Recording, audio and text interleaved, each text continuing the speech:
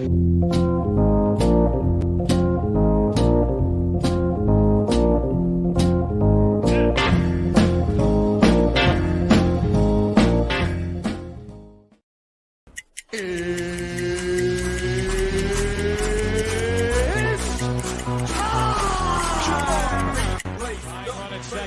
out, Palmero over the head of Jenks.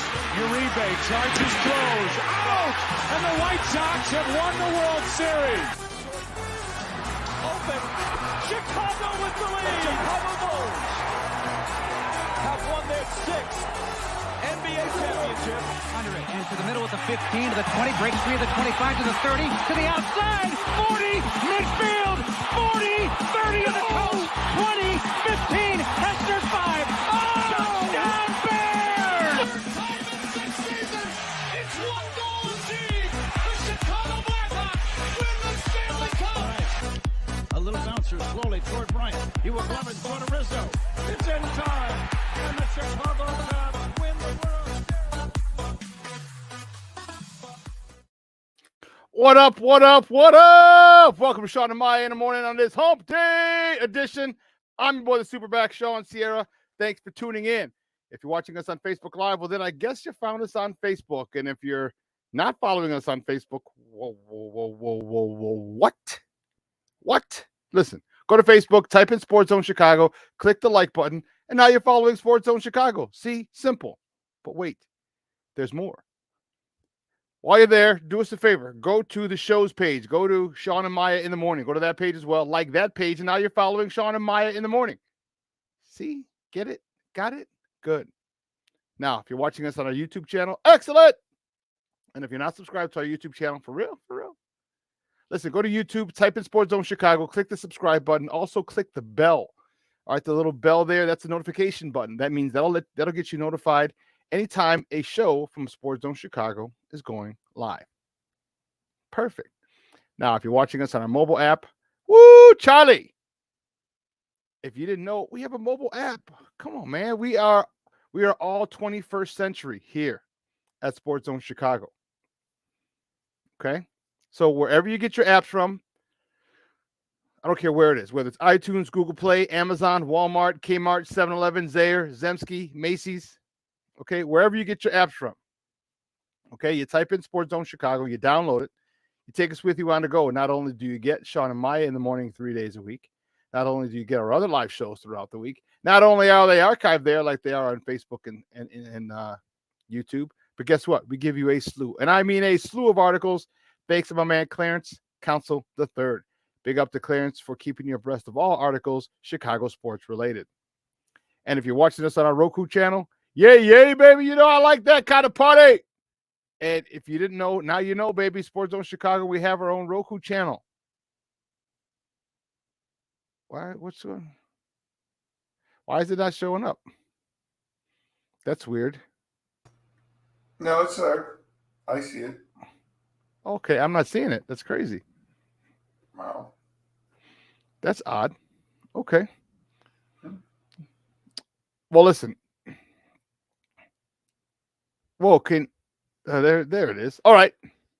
I don't know what was going on. Listen, download the tile. All right, you know how to do it. You've already downloaded Stars. You know, watching Power Book 2, Season 3 with Tariq, Mary J, Method Man. You're watching that. Paramount Plus, you've downloaded, I'm sure, because you're watching Yellowstone. You downloaded Showtime because you're about to watch Billions again. It's coming back on with Axe. Axe is back. So just download Sports Zone Chicago's tile. Put it on any Roku device you have in the house. Okay, put it smack dab in the middle of all of them. You can watch this on the big screen. Okay, because we're live there right freaking now. Right now, baby. Right now. All right? We'd appreciate it. And if listen, do us a favor. Download it to all of the Roku devices that you may have in the house. Even if it's in the kids' room and you're not going to watch it in there because the kids are watching. What do they watch now? Do they watch Barney or something like that? I don't know. But any programs, just favor. All right? Can you do that for us? All right, cool. Listen, you can also tweet the show. You can tweet us at Sports Zone Shy. That's CHI at Sports Zone Shy. Now, if you want to follow me, just me, personally online, you want to know what I did? Well, let me tell you what I did. You want to know what I did? Here's what I did. I made it nice and easy for you folks. Nice and easy. One handle for Facebook, Twitter, Instagram, Snapchat, the Snapper, and TikTok. All one handle at the Shawn Sierra. If you want to follow my lovely co-host, Maya Akai, you can follow her on Facebook and Twitter at the Sports Chica. And if you want to follow her on Instagram because you're an IGer and you do it just for the gram, well, just follow her at Maya_Akai. It's MAYA_AKAI. I'd be remiss if I didn't bring him out. He's the man that makes everything run smoothly and efficiently and behind the curtain. And pay no attention to the man behind the curtain. Oh, actually, you should. It's my man, Steve Weekly. Steve, what's up, Papa? Good morning. Good morning. How is everyone?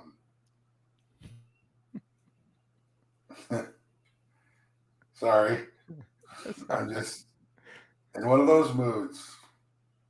You're just being Steve. That is a medical condition that the doctors are trying to find a cure for. I will grant you that. Yes. Cool. Hey, we'll be throughout the show. Okay. Dropping your 2 cents in there. Every now and then I will totally hop in and derail the show completely. You've got that promise. See, I don't know about a lot about a lot, but that I know. Hey, listen, we have an awesome show, but we need you to get interactive. Listen, if you're watching us on Facebook, YouTube, our mobile app, you can get interactive with us. If you're watching us on Roku, unfortunately, you can't. But here, watch us on a Roku TV and then text us on your phone.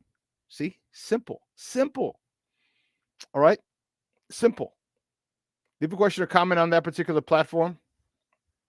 Okay, all three except the three and unfortunately not Roku. You can't. But leave it on there. It'll come up here, and then or my super producer Steve will get it up on the screen. We'll talk about it. We'll incorporate it into the show. And you know what? That's what makes this the best Chicago sports talk morning show around. Is your participation, your questions, your comments, your smart ass remarks. Bring them all, man. We want all that smoke. All right, it's grown people over here. There's no thin skinned people over here. All right, we're grown. All right, I'm not going to cry like they said this about me. They said that about my show. Come on, man. Let's do it. Do it.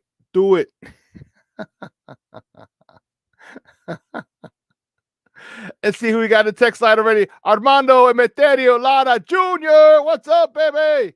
Back to normal. Good, baby. Good.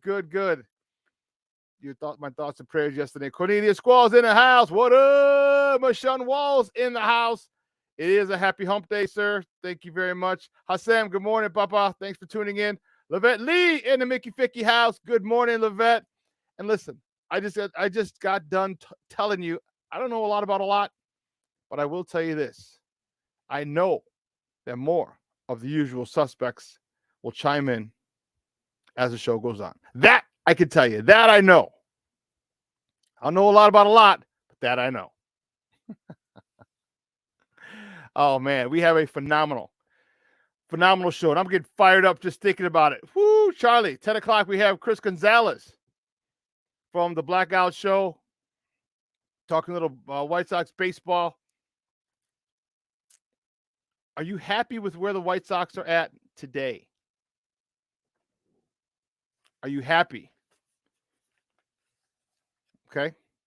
There's a lot. White Sox are 5-7. Third place in the American League Central. 2 games under 500. Are you happy where they're at now? 7 guys on the DL. Or the IL, they call it now. On the IL. No, is that football? Shit. I can't remember. I think it's injured list. Okay. Are you happy with this? We're going to talk to Chris Gonzalez at 10 o'clock. 11 o'clock, we got Bulls talk. The Bulls get prepared for their game tonight, so we have a lot to talk about there. And then at 11 o'clock, our man Evan Winter from A to Z Sports, he's going to come on and join us. And there's a lot more rumors. Man, rumors are flying. Rumors are flying all over the place about what the Bears are going to do at number 9. So 2 weeks tomorrow. 2 weeks from tomorrow is our draft party. You're going to want to make sure, if you're in the Chicagoland area, you're going to want to make it out. Okay, la fregado. You're going to want to make sure you check it out. I'm telling you. Woo. Uh-oh. I was going to do this. No. Because it's going to put me right in, and it's going to be funny. Steve. Watch. It's going to put me in. No. Okay. Good. Oh, here it is. It's going to put me in. Thank you. Oh, is there an echo? Oh, there's a big echo. A little bit of an echo. Hold on. Let me see what I can do for you. All right. Give me 1 second. 1 second. There you go.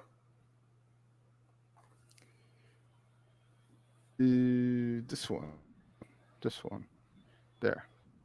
Once I get this done, I should have done this beforehand.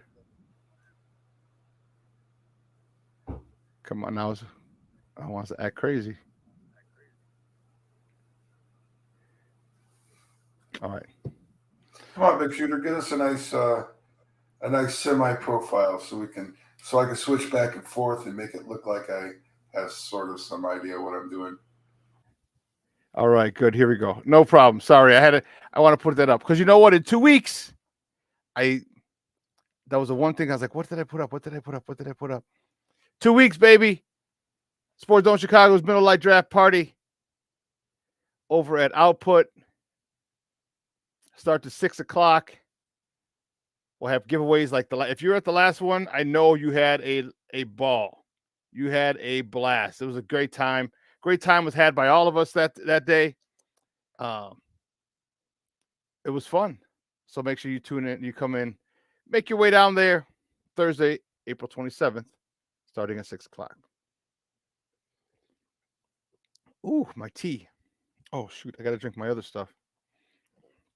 I'm drinking a lot of stuff, Steve. I got to stay healthy.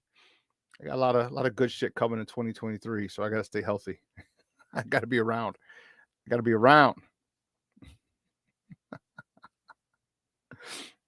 But that's the lineup, baby.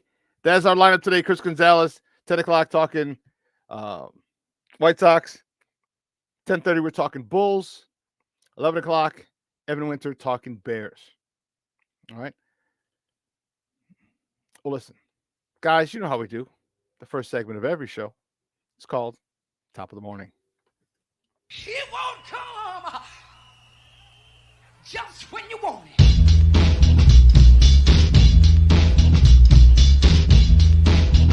Top of the morning to you.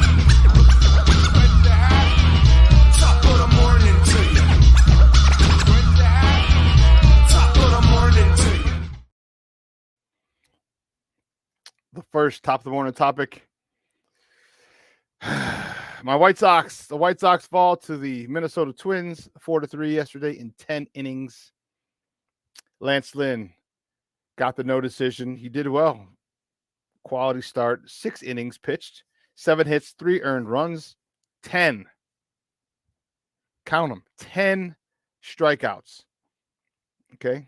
He is all game, and they both left the yard. One was a 2-run shot. The other one was a solo shot. And the Sox were down 3-2 for a long time. Okay, until the bottom of the 8th. And our guy, Luis Robert, comes through with a huge home run yesterday. I'm sorry, that's the top of the 9th is when it happened, not the 8th. Top of the 9th is when it happened. Robert didn't even look like, if you watch the game, Robert didn't even look like he swung very hard. Okay, it looked like it was all arm, and this goes to show you how strong he is. All right, it goes to show you how strong Luis Robert is. He reaches out, and after, like I said, no torque, no nothing. It was all upper body. Looks like he got it off the end of the bat and sent it 400 feet. Unbelievable. Great stuff. Unfortunately, it wasn't enough. Okay, here's the issue. Fundamentals. I'm going to talk about this with Chris. Fundamentals saved the White Sox yesterday, and fundamentals lost the game for the White Sox yesterday. Okay. It lost. It did. It was frustrating. It was kind of the same old, but it's, I don't want to say it's excusable. Okay, because it's not. However, you can understand it because of who committed the error. Okay, you can understand who did it and why. Youngster get rushed. No excuse. But I'm looking at this, and there were a couple. We're going to talk a little bit more about this. The White Sox yesterday, they had a chance to go to really open the floodgates in the first inning. Okay.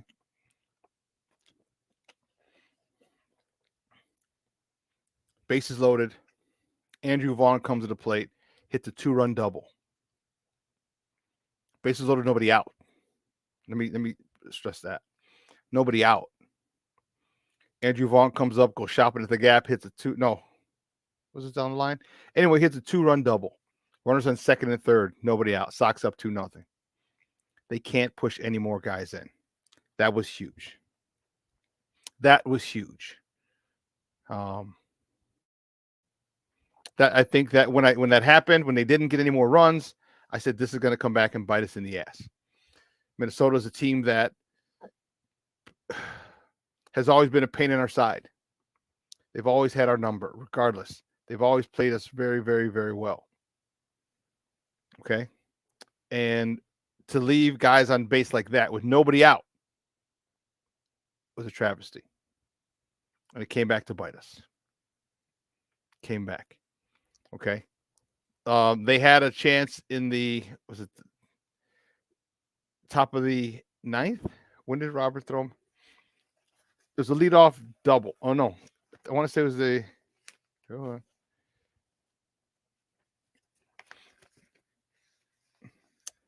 I forgot the guy, the catcher for Minnesota. Hits the ball. Lewis Robert dives for it, can't get it. So Oscar Colas has to get it. And this guy is chugging. Chug. He's chugging around. And first of all, he's a catcher. And it had to be the bottom of the ninth. And they did something to me that was awesome. Okay. This is the fundamentals of the game. Oscar Colas, big kid, strong arm, I presume. I don't think he has a Bo Jackson arm. Okay.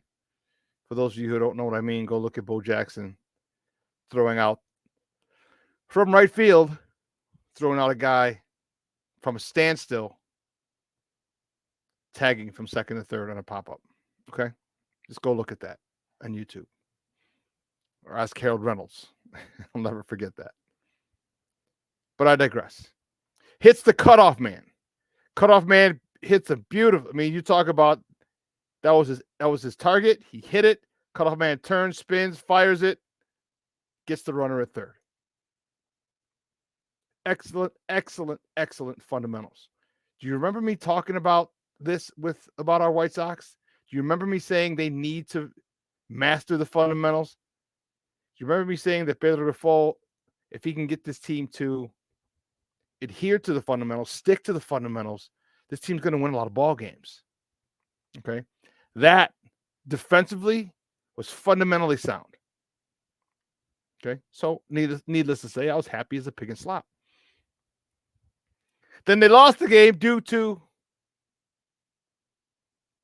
fundamentals. You know, they brought in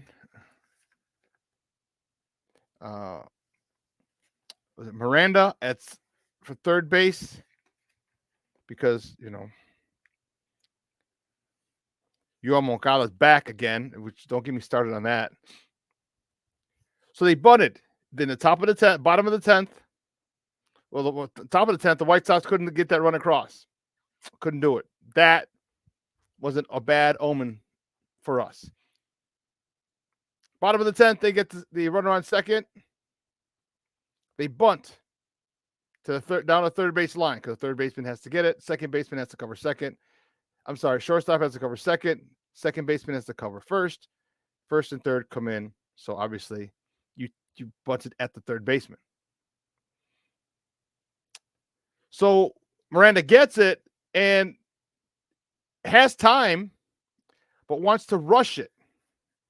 And this is what I talked about, what I want the Sox to do. Put pressure on the defense. He fires the ball over the first. It's off. It's up the line and actually hits the runner in the head. Bounces out of play. The run scores. We lose. One pitch into the bottom of the 10th inning. Fundamentals. That's a tough one. So we're back at it today. It's a matinee. It's the rubber match, if I'm not mistaken. The rubber match in this set, 12-10. Yeah, because they're off tomorrow. 12-10.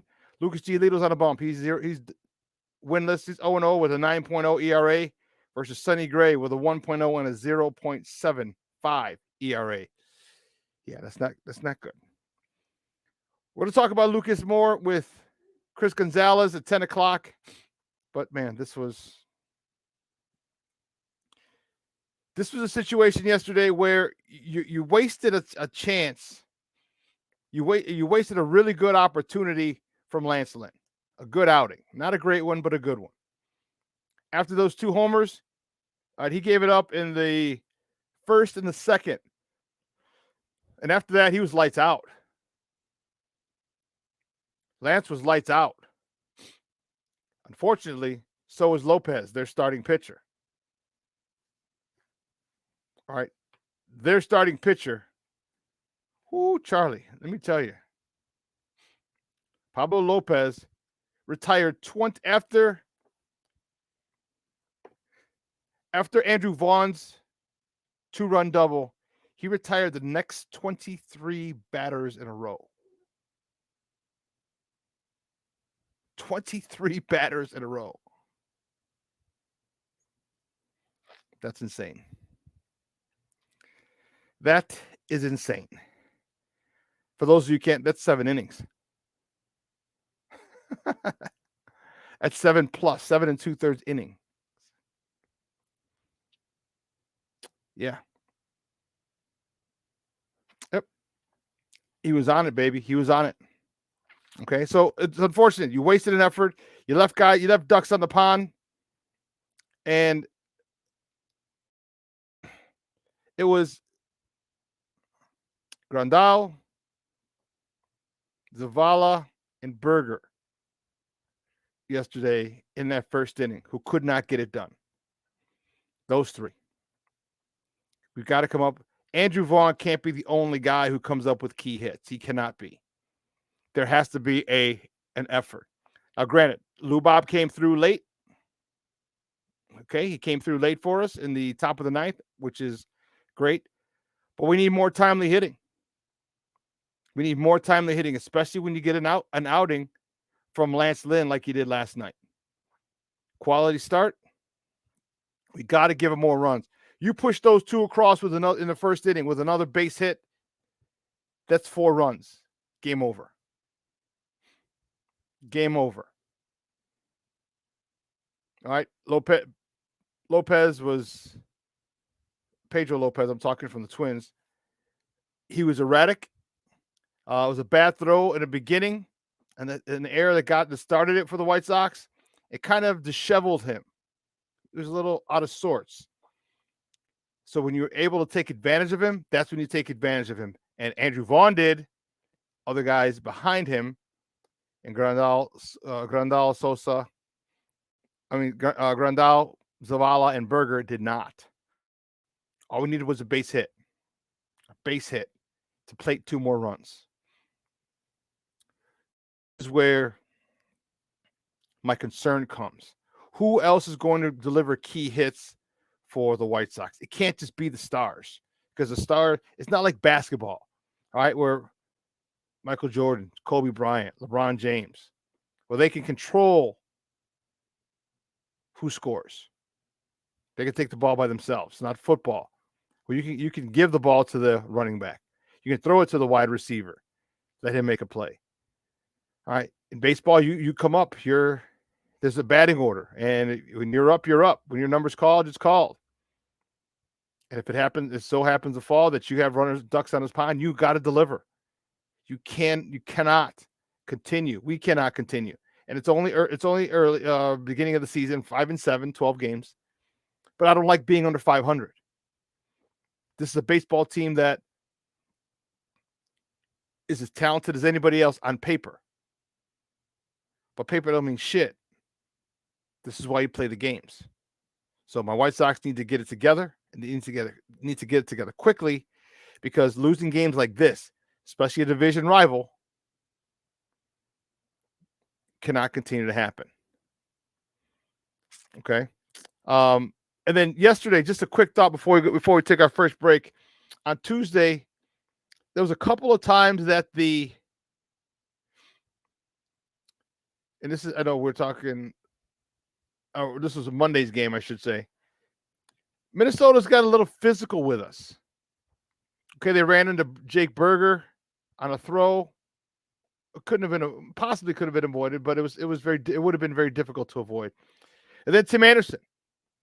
Tim Anderson is going to be out 2 to 4 weeks with a sprained knee. All right, he got caught in a rundown. And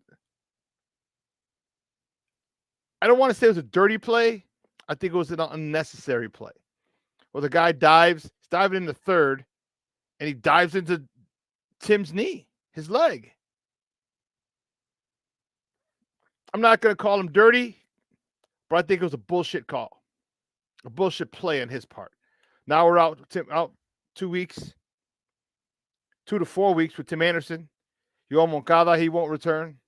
Eloy is on the IL. Come on, man. All these guys right now, same shit. Still don't have Garrett Crochet. Still don't have Liam Hendricks. Same shit. Different year. Injuries.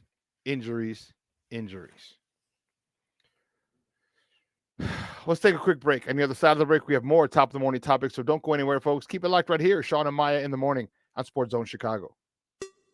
Hey, it's your boy, the SuperBack, Shawn Sierra, and be sure to follow Sports Zone Chicago on all social media platforms, on Facebook, Instagram, and our Roku channel. You can find us at Sports Zone Chicago, and on Twitter, we are at Sports Zone Shy. Also, be sure to download our mobile app so you can take Sports Zone Chicago with you on the go.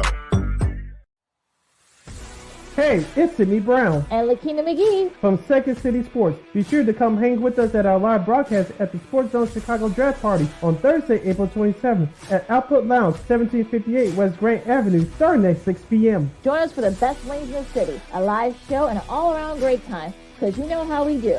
So we look forward to seeing you April 27th at Output Lounge, 1758 West Grant Avenue at 6 o'clock. Jason, let's go see your room.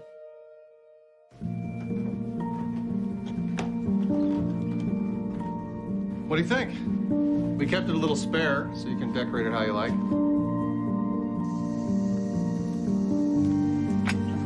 Dinner!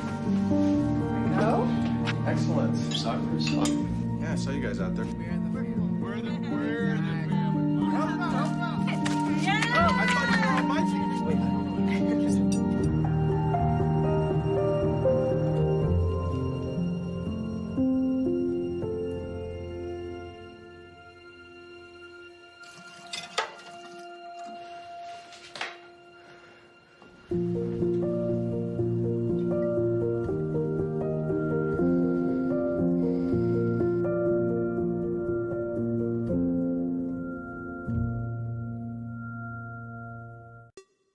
Hey, it's your boy, the SuperBack, Shawn Sierra, and be sure to follow Sports Zone Chicago on all social media platforms, on Facebook, Instagram, and our Roku channel. You can find us at Sports Zone Chicago, and on Twitter, we are at Sports Zone Shy. Also, be sure to download our mobile app so you can take Sports Zone Chicago with you on the go. Every day my dad did that joke to somebody on the planet. Don't think it with nickels. Oh, stop, my ribs. Laughter. There's nothing like it. But sometimes it's not that easy to laugh. I have liver disease, hepatitis C. Remember this. It only takes one incident. One moment in time can change everything. Get tested, because no one is immune. It's no laughing matter. The Canadian Liver Foundation has the facts you should know. Find out more at liver.ca.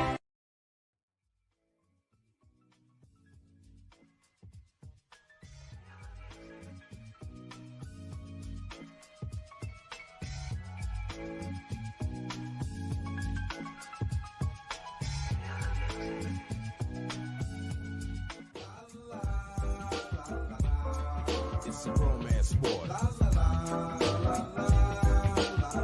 What? It's a romance sport. Yeah. It's a romance sport. Yeah, it's a romance sport like that. Every day we take steps to keep the people we love safe, but some health risks are easy to miss. Ticks hiding in the yard can spread germs, like the ones that cause Lyme disease. Mice searching for food can spread bacteria that makes us sick. Mosquitoes lay eggs in standing water and can spread West Nile virus and more. Cockroaches are drawn to water in the home, leaving behind allergens that can trigger asthma attacks. Common pests can threaten our health. Learn how to protect your family at pestworld.org.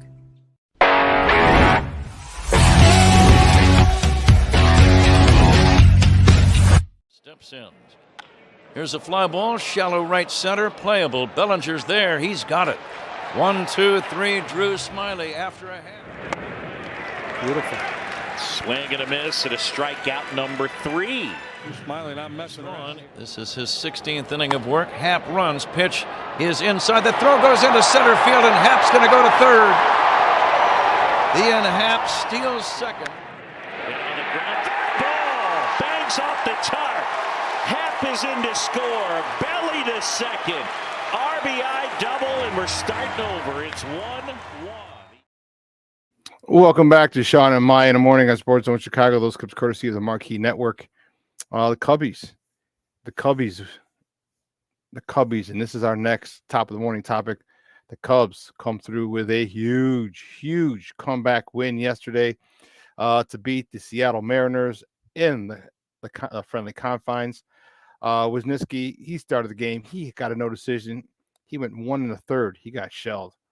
1 1/3, 5 hits, 7 runs, 2 earned, 4 walks. But the Cubs were down 7-0. 7-0, and people were thinking, man, it's over. There were some loyal Cub fans who said, hey, we got a shot. It's not over yet. And guess what? It wasn't over yet. The Cubs go with a huge comeback. Okay.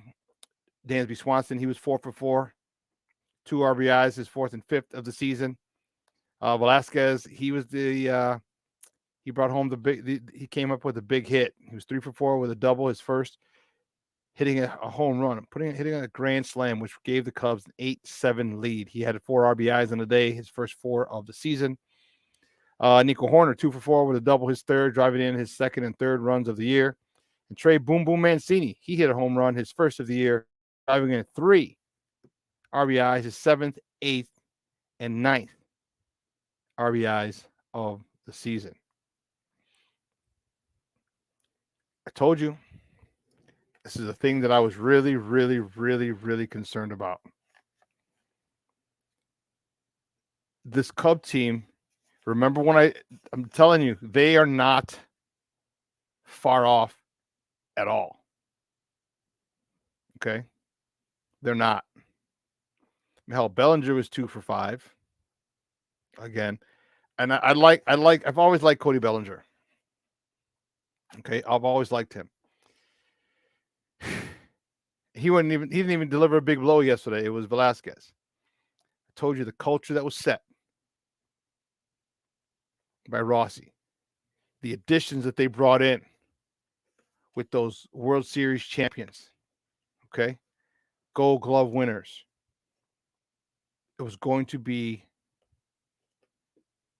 problematic for the rest of the NL Central, the rest of the National League.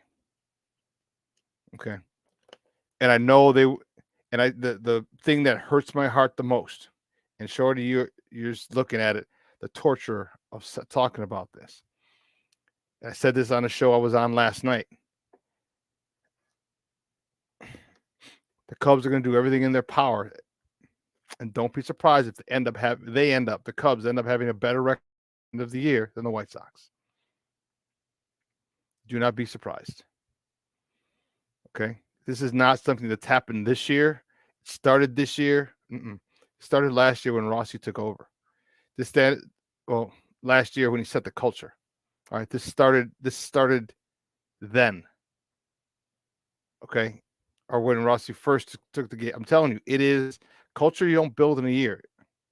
Or at the start of the, it's a process, and all through last year, even with them losing all those games, being under 500. The fact of the matter is, they still were in a lot of games. They still fought through 27 outs. And now with the talent, and it's early. It's early. Don't get me wrong. I'm not putting them in the NLCS by any stretch. Okay. But what you're doing is you're gaining wins early. And that does a couple things. One, it gets you wins. Okay. But two, it gets you confidence. And a big win like that yesterday for the Cubs gives that team huge amounts of confidence now. Huge. And when you have a talented team, well, first of all, without a talent, if you don't have a talent, even if you don't have a talented team and you have confidence, you're very dangerous. But when you have a talented team like the Cubs do, because they're much more talented than they were last year, when you have a talented team like the Cubs do, and they have confidence, that's a really dangerous mix for all of their opponents. If they can settle in on that starting rotation, they're going to be a big problem. A big problem for the NL Central. Huge. This is something I've said from the beginning. You know how much it pains me to say this due to my feelings toward the Cubs, their organization, their fan base.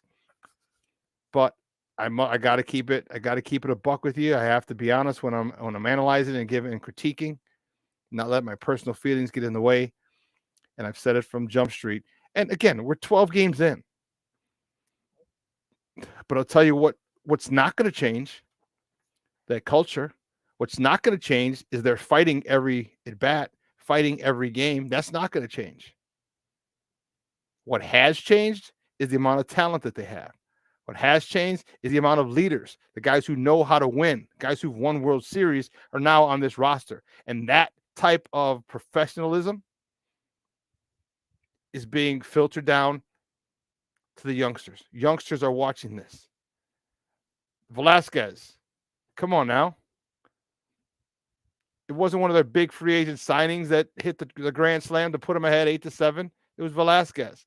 Why? Because if you don't think that these guys are watching these World Series champions go about their business on a daily basis, you're a fool. You know nothing about sports. Okay? No, you know nothing about sports.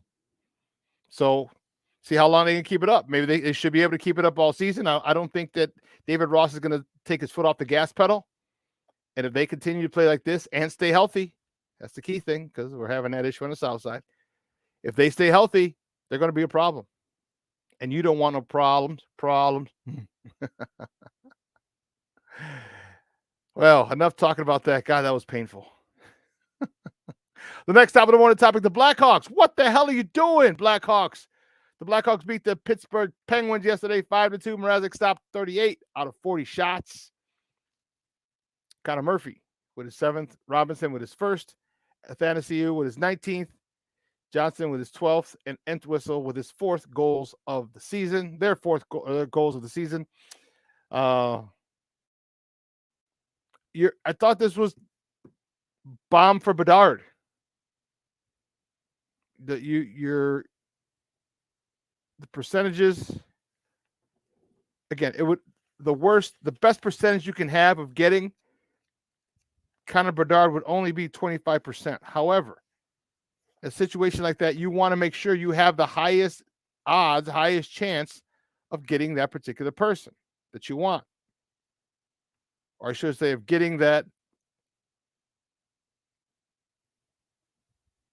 Yeah, so they're with that win yesterday, they gained their 2 points, so now they're tied with Anaheim for 58, but Columbus is 57.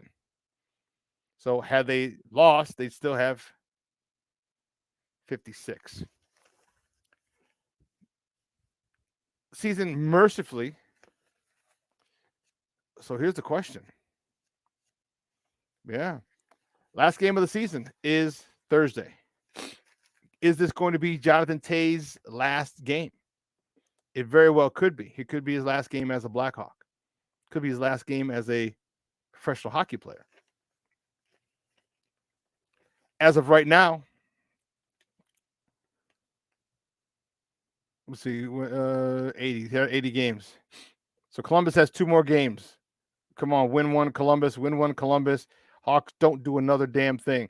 Anaheim has 2 more games left. Win one Anaheim. Let's go.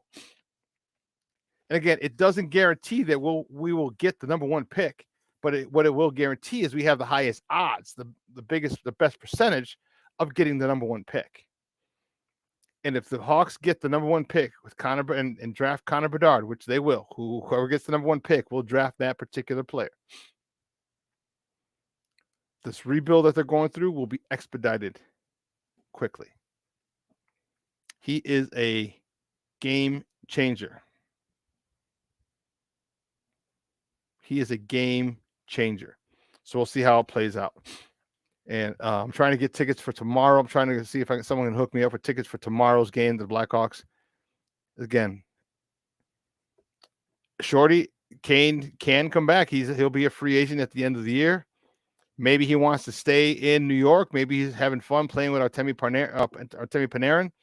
Or maybe he does want to come back and had fun with his little affair, his little rendezvous, his little rental, and then come back and become the all-time leader in every offensive category for the Blackhawks. Maybe a Connor Bedard will entice him to re-sign with the Blackhawks. We don't know. Okay. But let's keep it moving. We got a couple more top of the morning topics to get through before we have our first guest, Chris Gonzalez from the Blackout Show, talking White Sox at the top of the hour. So the next top of the morning topic, the Bulls. Only the Bulls. Only the Bulls. No, Mr. Soto. Mr. Soto. No. No Cubs, no.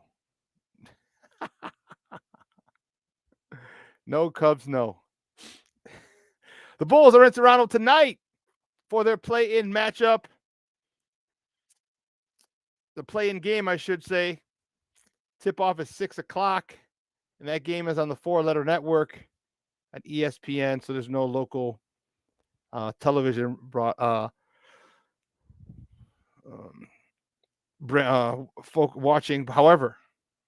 Broadcast. However, you can listen to it on the Score if you want at least a local broadcast, the radio feed. You could catch that on 670 The Score. It's going to be interesting. Here it is. It's one and done. It's one and done. The Bulls are on ESPN and ESPN2. Wow. And as I said, 670 The Score for the radio broadcast. Are you ready? We're going to find out.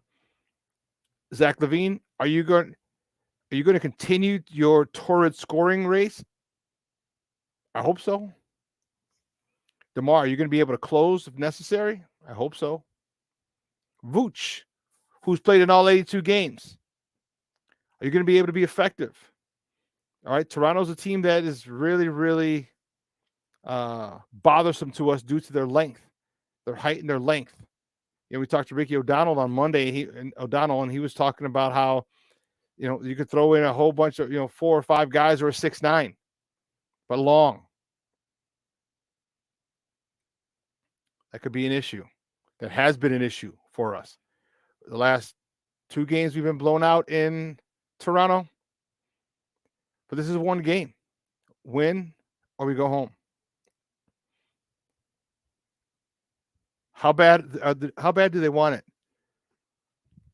For them coming out and getting blown out last week in a game, in a must-win game, you have to ask yourself, what Bulls team's going to show up? You have to ask yourself, are they focused? You have to ask yourself, are they ready? Do they really, really want it? And don't get me wrong, Toronto wants it too. They get paid as well. But this Bulls team's got to do something that haven't been very successful at recently, and that's go into Toronto and come out with a win. They've got to play their type of basketball. Vooch has to be effective. Zach has to be effective. We need a big 3 to each have 20. They got to have 20 plus. I say 25 plus. Truth be told, I think they would need to be 25 plus from each of them, or pretty close. 75 points between the 3 of them is what we're going to need. Kobe White, here's a chance for you. You're a free agent. Here's a chance for you, young man, to really, really, really up your price with the Bulls or anybody else. You hit some key threes, keep us in the game. Okay. That's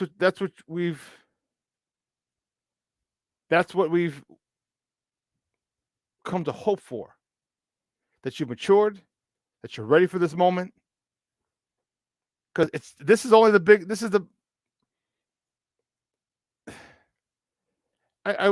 game 7.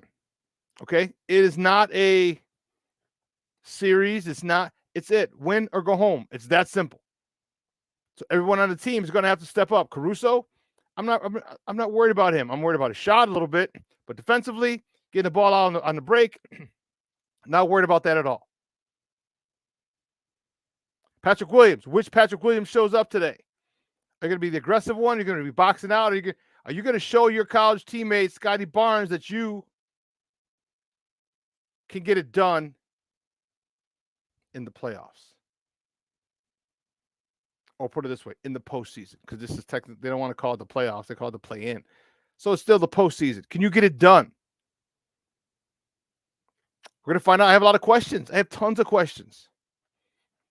What's Billy going to unleash his G League lineup? Terry Taylor, Carlik Jones. All right, Carlik Jones is a scorer. Is he going to give him some time? So many angles, so many storylines. And it kicks off at 6. Kicks off at 6. I have somewhere to be at 7. So hopefully I can get done with that. I got to talk to a youth football team at 7 right after their practice. I forgot about it. I should have done it next week. But I made a commitment, so I can't change it. I'll just go somewhere after I talk to the young men and catch it there. Well, we're going to see. We're going to see. Bulls, are you ready? Billy, do you have them ready? Zach, DeMar, Vooch, do you have them ready? Do you have your teammates ready? Billy shouldn't have to motivate you. This is beyond the coach now. Beyond motivation for the coach. He doesn't need, if he has to motivate you, you are in the wrong sport. You don't belong here at this particular stage of the game. You don't.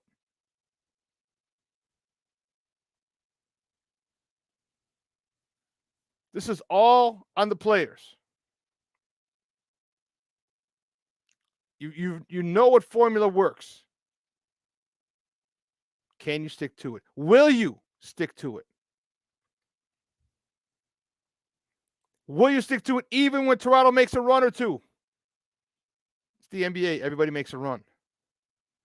Will you stick to it? Will you get it down low to Vooch? Let him facilitate. People coming off screens, moving without the ball. Can we do that? Can we push the ball up the court on a rebound? Can we box out? Can we get the defensive rebound? Can we stop them from getting second chance points? Second, third, fourth chances on possessions. Can we stop that? How do you do that? You box out. This game is going to come down to the fundamentals. Remember, if they take care of the little things, there are no big things. Are the Bulls going to take care of the little things? We'll find out at 6 p.m. Central.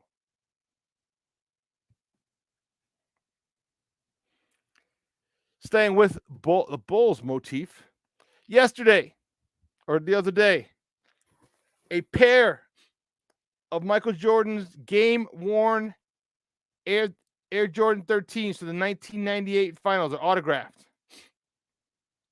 Sold at an auction for $2.2 million. $2.2 million. First of all, who the fuck has $2 million of spent on a pair of gym shoes? That's for starters. Secondly, that is art. You're not going to wear them. You're going to put them in a trophy case, airtight trophy case. Leave them in there and have people come over, look at them. Interesting. But it still goes to show you Mike is the man. $2.2 million for a pair of used gym shoes is really what they are.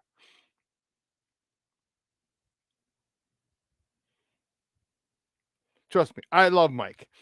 Mike is the best player to ever lace up a pair of sneakers. Best player in the NBA, best player of all time. For real, for real? 2.2 mil? God love it if you can do it. If you have that type of disposable income, God bless you. God bless you.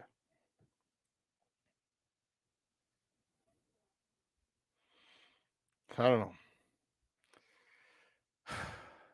Let's keep it moving. The next top of the morning topic, the WNBA draft was Monday. And let me tell you, there was I didn't get that one in, Steve-O. No. The WNBA draft was Monday. And the first overall pick. This was interesting. Because the first overall pick is Leah Boston. Okay. First overall pick was Leah Boston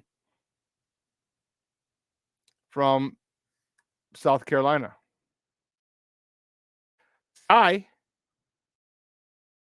This is the cool part. The Sky, well, unfortunately, they didn't have a first round pick.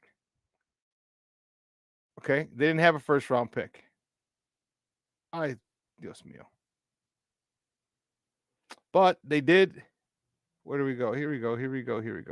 In the first round, their first pick, the second round pick was Kiana Traylor. All right, point guard out of Vatek. And in the third round pick, they picked Sanaya Malashka, forward out of Middle Tennessee. I'm happy for it was a good moment.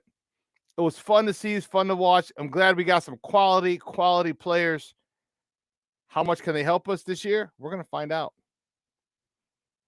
We just got done with the women's Final Four, which is the most viewed women's Final Four in the history of Final Fours. Okay. And 4. Actually, was it 5? 5 South Carolina Gamecocks were drafted. Are you kidding me? Are you kidding me? 5 were drafted. You know, it is a testament to Dawn Staley. It's a testament to the work that these young ladies put in. All right, Vicaria Saxton, she went to the Fever. And here, we'll go with the first round. This is how you know that the South Carolina Gamecock women's basketball team was dominant. They had 3 top 10 picks. 3 in the top 10. Aaliyah Boston went number 1 overall.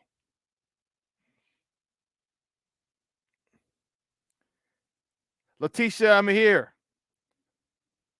first round went 8th overall. She went to the Atlanta Dream. Aaliyah Boston went to the Indiana Fever. Letitia Amir went to the Atlanta Dream. And with the 10th pick, the LA Sparks selected Zia Cook.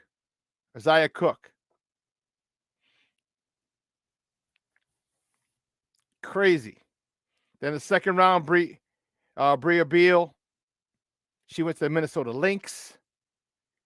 In the third round, Vicaria Saxton went to the Indiana Fever.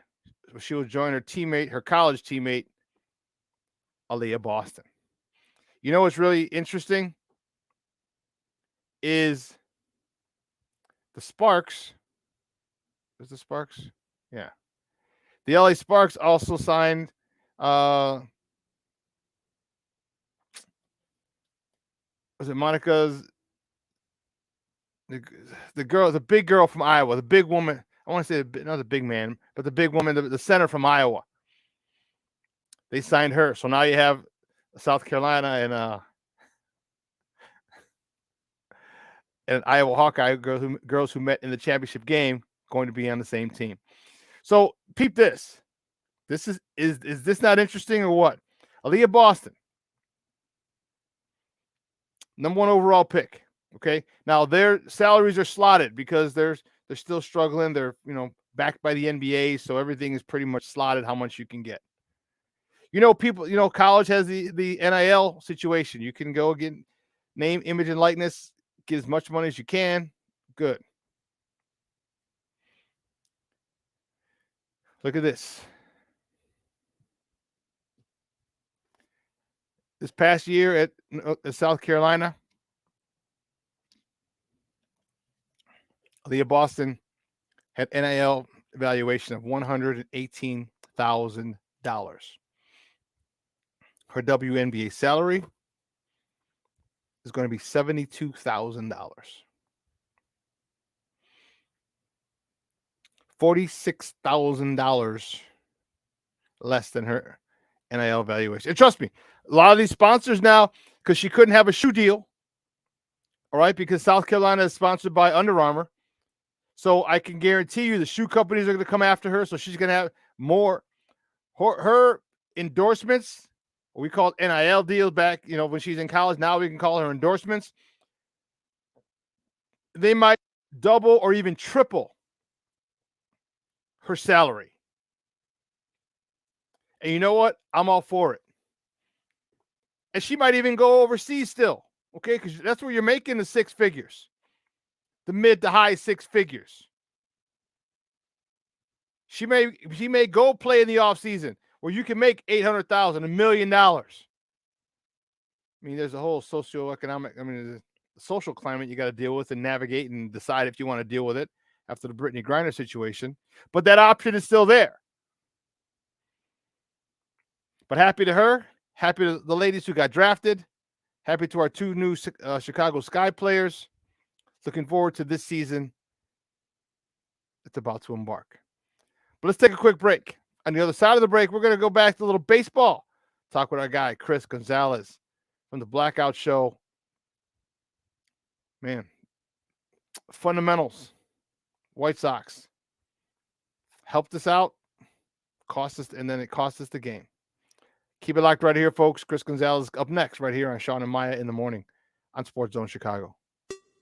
Hey, it's your boy, the SuperBack, Shawn Sierra, and be sure to follow Sports Zone Chicago on all social media platforms, on Facebook, Instagram, and our Roku channel. You can find us at Sports Zone Chicago, and on Twitter, we are at Sports Zone Shy. Also, be sure to download our mobile app so you can take Sports Zone Chicago with you on the go. No, I don't know though. I'm scared. I mean, you're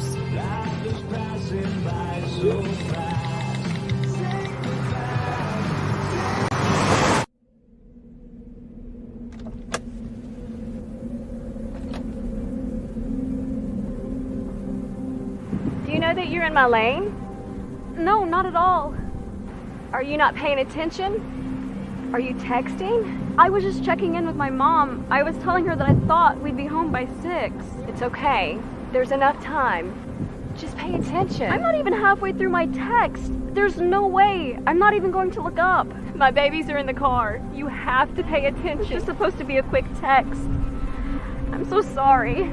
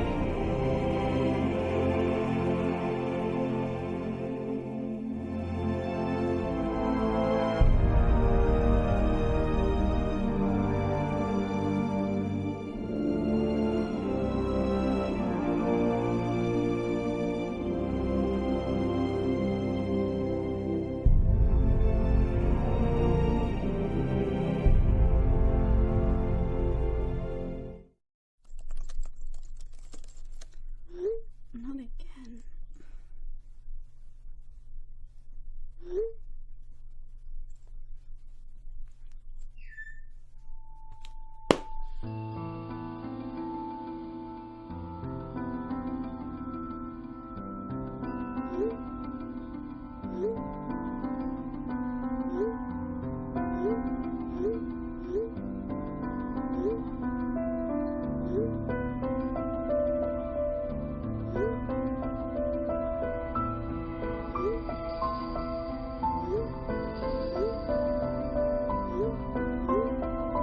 Stop!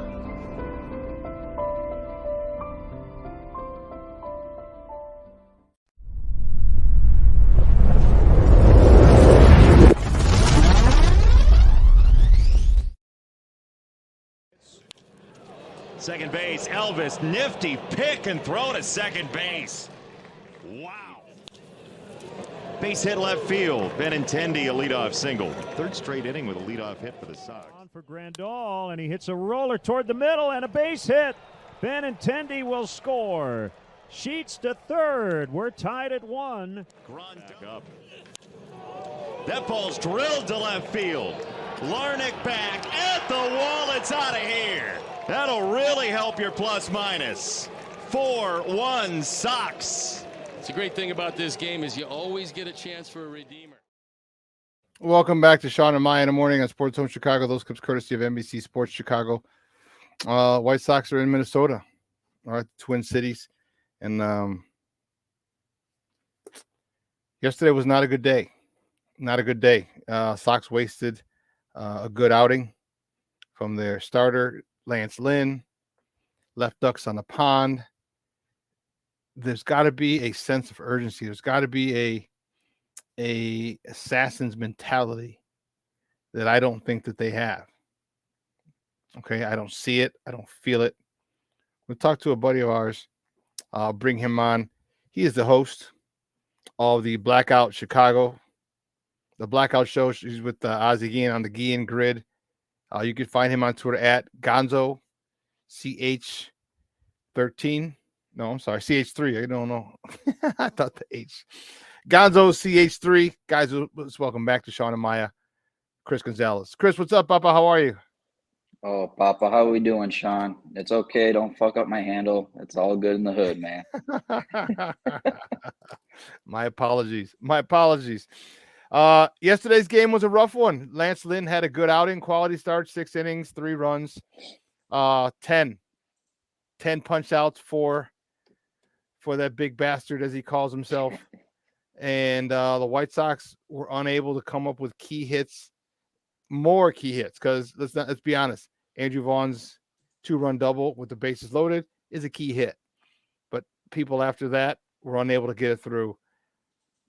Are you concerned that they were unable to do it yesterday? Do you think it's going to be a pattern, or is it? I mean, it happens to everybody. Everybody doesn't always score with runners in scoring position. Are you concerned about it? If you are, how concerned are you about it? Yeah, no, I mean, so we've seen them with the lineup healthy, that this offense is pounding. But what we've seen the last 3 years, Shawn, when our core gets injured, and the lineup starts to shrink with protection, and we start seeing the lack of offense in our lineup from our core, which Rick Hahn put a lot of accountability, or not accountability, but he put a lot of faith into his core that he constructed his lineup. And if we're not going to get that, Shawn, we might not make the postseason again this year. And if that happens, you really got to start to consider retooling that core, preparing yourself with the Project Birmingham that they're bringing up. And, I think the cap casualty for next year in 2024, I think it's around 135 million. So you have a lot of room to work with next year, depending on how you restructure contracts and who else you're going to bring in.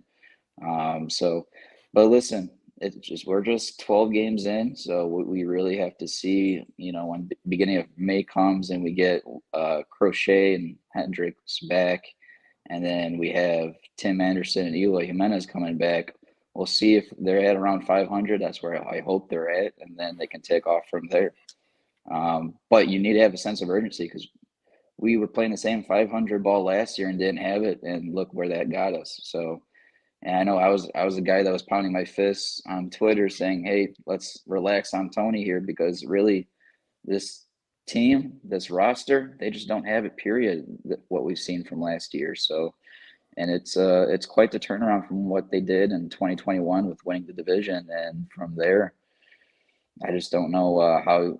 If you're Rick Hahn, how you can't, look at that roster in certain areas and be like, all right, we got to make our quick fixes here, and instead of doing the bare minimum, I feel. Whose fault is that? Is that is it the roster construction? Is it the manager? I mean, the manager's new, so it can't be his fault. Is it the players? I mean, they're the ones who actually perform out in the field. Whose fault is it? Because if you can figure out whose fault it is, if then you can kind of attack the issue. Because if you're going to put blame on Rick Hahn and then put blame on Grifol, who really can't put much on him, and you can put it on the players, well, it's kind of like, okay, it's an organizational thing. It's if we're winning, we're all winning. If we're losing, we're all losing. There's got to be a problem. Someone has to take the brunt of the blame. Who, in your opinion, takes the brunt of the blame? I mean, I believe it starts up top with Jerry Reinsdorf. I mean, he's the guy that, put in place not only his committee for baseball operations in the front office, but he ultimately chose to put Kenny Williams aside and roll with Rick Hahn, who constructed this team. And in 2019, he saw one good year out of, Eloy, Johan, several of these guys, and paid them right away without seeing more production than just 1 year. And he puts this whole core together, and then 2019, and changes it into and starts claiming these terms with having a parade when you just don't they weren't at that level yet. After that, for that 1 year, they had a lot of work to do, and he turns over that constructed roster to a Hall of Fame manager who, I mean, let's just say this, that Tony probably took that roster thinking that they were ready to go and was rolling with them, and he just saw how quickly that they just didn't have it yet.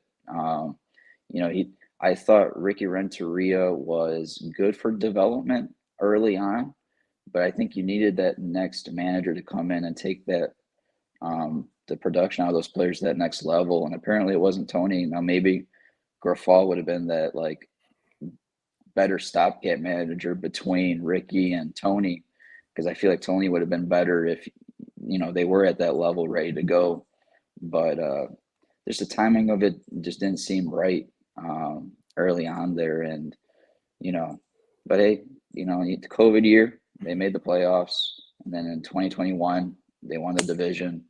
So we like to forget a lot of the past, but it's the past for a reason, and you got to step up here because the talent is there on paper to win. So these guys just better get it together because we're tired on the in the city of Chicago seeing mediocrity just across the board of sports. Yeah, we are, and especially on the south side on 35th and Shields. And I told you last night, like I'm not giving them my money. I'm not. All right, I'm tired of it. I went to opening day. That was it. But unless I get tickets, or there's a cool giveaway I want to get to, then I'll go get a 500 level ticket, walk in and walk right out. Walk in, get the giveaway, and walk right out, which I've done before. I'm tired of this. They're losing fans. We can't keep going to the ballpark for the food. Okay, as great as the food is, and it's phenomenal. They added new things again this year. That's not why I'm going to a ball game. I'm going to a ball game to see the product on the field. And they really need to figure out who's the leader of that team. They need to figure out what they want to be, and each player in themselves needs to figure out what kind of player they want to be. All right, the yo-yo. You want to be a 30 home run guy? Okay, but it's going to affect your, first of all, can you stay healthy? That's the biggest thing. All right, talk to me about that, dude. What can be done? What's going on with we got 7 guys. TA's out, Eloy's out, Yo-Yo's out, Crochet still isn't back yet. Liam's not back yet. You got all these guys that are missing. These are all key pieces. These are all big contract players. Man, what do we do till all those guys come back? This is tough because, this past off season, you're looking at what you have in holes, and you had right field, second base. You needed definitely another arm piece in that rotation that sticks out for a 1-2-3 punch with Cease, Lynn, and whoever that may be. I was kind of hoping that they would actually make a trade and move Robert over to left field and get a better player than Andrew Benintendi. I mean, he's a nice, I'd say, role player, but I would definitely put, if your expectations are a championship, you saw this offseason how much money they were putting into these shortstops. It's time to start paying up. I get how Jerry put, money on the table for Machado, and then I know last trade deadline, they had a deal in place for Ohtani, but you just need to, I know Jerry's going to sign that extension for him too, from the rumors that I was hearing, and you start meeting that bill. It's time to start putting more money into your product. And you were just talking about the product. You canceled Sox Fest. You know how much money that you're losing, not only per game with the attendance of people not coming, but Sox Fest is huge amongst the fans. And for me, I just feel like he's been listening to the same executive committee on baseball ops side of it and his business side of it. He needs to start making change within if he really wants to keep this ownership and have success with it, because really the definition of insanity is just not making those changes over time and doing the same thing. So yeah, I would have made that trade for a center, maybe like a Cedric Mullins type in Baltimore, or, you can pick your names across the league, just to move, because I don't think Robert is a great fielder fundamentally in center. I'd move him over to the corner, sign like a Cedric Mullins, and then I would have put money into Mitch Haniger as your right fielder for a 1-year deal while Colas comes up to develop. But my bigger piece was moving the contract of Yasmani Grandal. And I was kind of hoping that the Sox would make a trade for Sean Murphy, who ended up going to the Atlanta Braves in the trade. And that deal was kind of a joke in itself, if you ask me, with the catcher swaps. But I feel like if you had a guy like Murphy in that lineup with, some of those pieces like Mullins and, the outfield, that just makes your lineup a whole lot more deeper. And look, there was plenty of other, options on the board for pitching too this offseason that they didn't invest in. I did hear though that they did offer Carlos Rodon 158 million for 5 years, which if you include the state's taxes of New York for Chicago, Chicago's deal is actually more money, and he just turned them down for the Yankees. So that's what he feels about your team. Not only the backstab that he had when he left, but hey, that was a business decision, and good for Rodon. He got his money, but you need to start closing in on these deals and, not just squandering them in the moment and not having any backup plans, because I just don't see it with Han. So yeah, there's some holes there that they definitely need to, for 2024, that they're going to have to take a look at and really decide who you're going to give your extension to. Are you going to extend Tim? Are you going to extend Cease? You better do it quick, because these players, you can't let them go. Guys, we're joined by Chris Gonzalez from the Blackout Show, talking White Sox baseball right here on Shawn and Maya in the morning on Sports Zone Chicago. Yeah, we're in quite the conundrum right now, and it's frustrating as all get out. Just yesterday's game is just a snapshot of it, and it's not just of this year; it's of the last couple of seasons. Talk to me about this rotation. All right, where do you stand? Are you good with it? Do you want change? Do you want someone out? Okay, talk to me about this rotation. Cease obviously is at the top. You got Lance Lynn, you have Lucas Giolito, you have Kopech as long as he stops tipping his pitches, and we have Clevenger starting 5. Talk to me about that 5. Yeah, personally, look, as far as the regular season goes, I feel like on paper that rotation is the best in the division. Cease is just nasty. I mean, we saw what he did last season, coming runner up in Cy Young. We know what Lance Lynn can do as a veteran, eating up innings, and he's been in the Cy Young votings for 3 of the last 4 years. But from there, you're kind of hoping that with the potential of Kopech, that Kopech can meet that potential and take that next step like Cease did from 21 to 22. But he has to do that himself. I mean, we see it in spurts last year. He shut the Dodgers and Yankees back to back, last year from May to June. But he didn't put it together for a full season. That's what we need, that next step, building that stamina in his arm.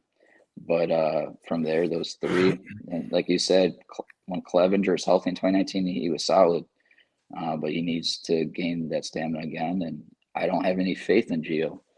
So really, I actually believe Clevenger is going to have a better year than Gio, even though Gio's on a contract year. So you would think that he would be making that step to get that next bag of money and show himself.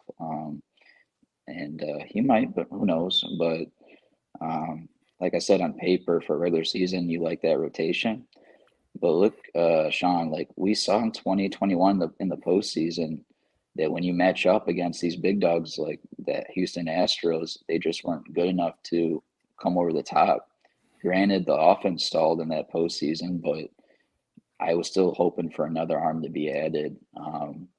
And there's going to be several arms this offseason. I think I saw Brandon Woodruff. I can't remember the other. There were some bigger names there ready. I think Ohtani is going to be on a 1-year deal for $30 million that he signed, so he's going to be available as an arm and a bat. But you need to make a push for someone to come to that rotation, because I think Lance Lynn's on an option year, and I don't think you're going to probably sign that option. I think you would probably invest more money elsewhere. And however, there's good news. I mean, you got Logan Schultz in the minor leagues, and he's got some filthy stuff. But again, that's another developmental arm with huge potential that you need to, come through the ranks, and it's going to take probably a year or two. So you need to come with a better arm and free agency to pair up with Cease. Well, we do, dude. We got potential, all right? Lou Bob was potential. Yoel Moncada was potential. Eloy Jimenez was potential. And right now they're not living up to their potential, and that's the biggest problem. Granted, Lou Bob hit the homer yesterday to tie it, which was sick in itself because he was fooled. No torque, no hips, no nothing. Just reached out and sent over 400 feet over the left center field fence. Unbelievable. If that dude ever gets focused, see, the thing that I don't see with this team that really bugs me, they don't have that killer mentality. They don't have that Mamba mentality. They don't have that Michael Jordan mentality that where they want to be the best. And that's my issue with them. I think they're comfortable. And as I said to your show last night, I think they're comfortable with all the money. All right, let's not take it. Remember, most of these guys are coming from impoverished backgrounds. All right, you're coming from Cuba, you're an impoverished background. There ain't no rich people in Cuba, just a very, very small amount. All right, thank you to communism over there. All right, so now you're talking about you have generational wealth. So your grandkids are set. You're not fighting with that eye of the tiger anymore, just like Rocky lost it in Rocky 3. Maybe they lost it. And if they did lose that hunger, what can they do to get it back? And that's a true testament to the answer for your team. Like, you thought that when Pito left, which we talked about this on the show with not only junior but senior as well, like, he might have been a leader by example, but you were looking for that vocal leader, the guy that was going to pick up that culture, and we thought Pito was going to. We kind of put that onto him because he just wasn't that guy, and you thought he would have been perfect because he's a Latino player that you think that would have took that group to that next level, but he just didn't do it, and that just wasn't him. And that's no problem. You can have your leaders by example, but you need to have that person. And when he left, we kind of put that onto Tim, but then again, there was not a lot of people putting that onto Tim, I felt like, and Tim didn't really, to me, grasp that opportunity in a contract year coming up for him. So it needs to come from someone. But I know that Junior would tell us that there was just guys like, AJ, or I think he brought up Carl Everett. Someone needs to come up and take the reins and lead this team. I know we liked at the time, the extension, or not the extension, but when we signed Elvis back to 1 year, we heard that Lurie and Elvis last year were great in the locker room, but you need to be just better than great in the locker room. You need to, be the profounding leader and be on top of these guys and take them to that next level. Because I know last night you said lacking of fundamental. We talked about on the show last night with you with Oscar Colas. We might love that as a rookie, he's hitting 300, but there's opportunities there, especially in the Houston series with runners on, and he just couldn't move the runners over or in. And we saw it last night in the 10th inning. Top of the 10th with the California Road, the runner starting the inning off in second. He winds up at third base with Oscar coming up with one out. And early on into the pitch count, Oscar just flicked his wrist, a fastball up in the zone, and end up in an easy pop-up to, short left field. Didn't move anyone anywhere. And then, there goes 2 outs. Like, in that situation, you got to look for a pitch that you want to drive and,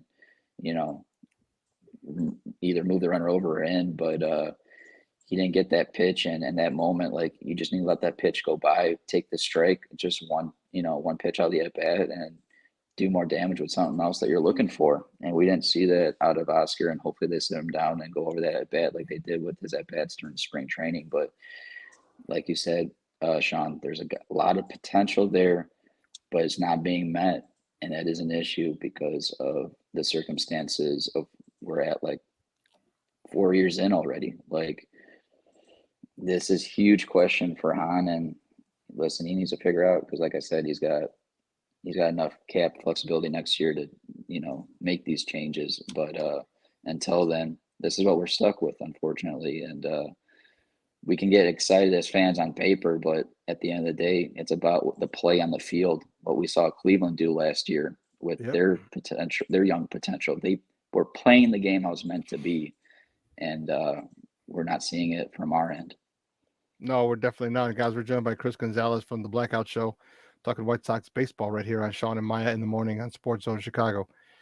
I feel that if they don't make the playoffs, or if they get bounced in the first round of the playoffs, that there's going to be a lot of retooling.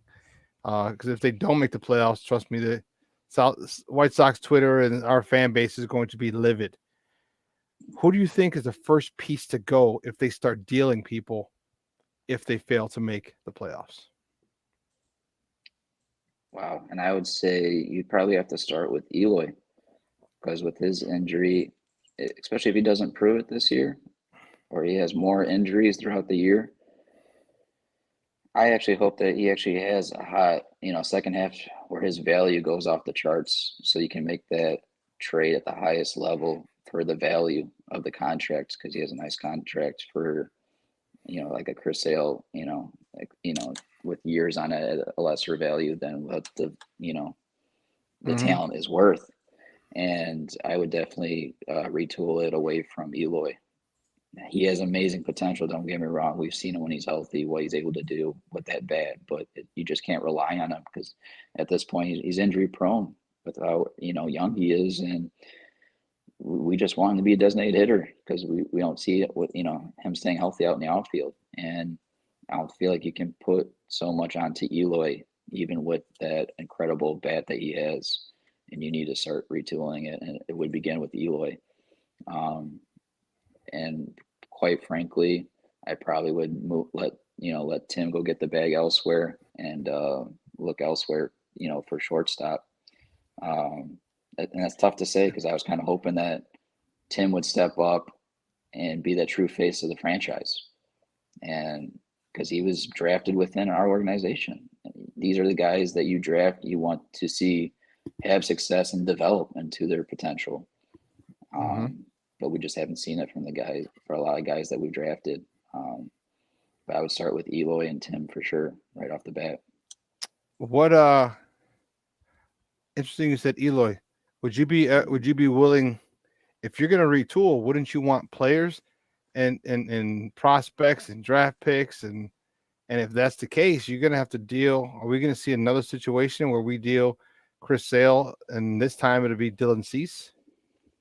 I love Dylan Cease, and I feel like I would, if it was me being, as a GM, I would have an extension for Cease done by halfway through this year, because I was one of the guys on Twitter at the beginning of April last year pounding the table that this guy is going to be our ace. Like, I saw with this stuff, I was starting to see the difference of the step that he was taking to get to that next level on the mound, and he took it. And granted, it's just 1 year, so I wanted to see a little bit more into this year, what steps he was taking forward to change and become better.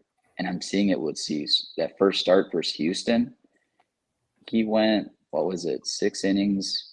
He had no walks and 10 strikeouts. He led so there's two things that I felt with Cease, that he's just not that elite status yet, and that was his walk rate and his pitch efficiency with his pitch counts, because he would only go 5 innings and his pitch count would be through the roofs, and you'd have to remove him right away. And in that first start, no walks, 10 strikeouts, and he was only at 86 pitches, or he ended at 86 pitches into the 7th frame, because they took him out right away in the 7th. So with the pitch efficiency that I saw out of him and the walk rate being low, I was really getting more excited than I was last year, because I'm like, this guy is taking that next step into those areas of his development to become really that elite pitcher in the league. And not only that, but Shawn, I know like last year he had a 47% whiff rate on that slider, best in the league. In that first game in Houston, his knuckle curve was at a 45.5% whiff rate. So he's got that third pitch, and he was talking about a changeup as a 4th pitch, and he's been using it a little bit lately. So if this guy can go with 2 to 3 pitches with off speed with his fastball, he's just going to put himself into an elite category. You're right. He's 6 1/3, 2 hits, 1 earned run, no walks, 10 strikeouts. That's insane. Opening day. That's insane. Well, yeah. I mean, unfortunately, that's probably one of the guys you're going to have to deal if you start another rebuild, which us Sox fans will be pissed. We'll be pissed. And if you think there's a sparse attendance nowadays, wait till you announce a rebuild or you make moves showing us that there's a rebuild. You might not announce it, but the moves that you make as a front office are going to show us that it's a rebuild. You give us that, man. There's going to be nobody at the stands, and that's less than there are even now. When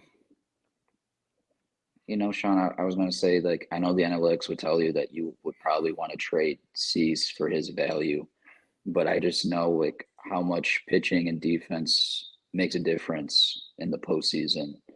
To long go with your slugging of your bats, but pitching and defense makes a huge difference. And I would personally pay that money for Cease because I've seen the money that these elite pitchers are making across the league. Like you see the Mets paying it for Verlander and Scherzer, and you need to spend that money to have these pitching staffs. Like, Houston had it with Verlander, the last several years. So yeah. You do need that one guy at top of your rotation. And if you can get Cease for a good deal, you're going to have to spend, put extra money into it. But let's just face it, whatever you spend now, it's still going to be a better deal with, next few years to come with inflation. So, it'll be a better deal at the end of the day with whatever you get them at.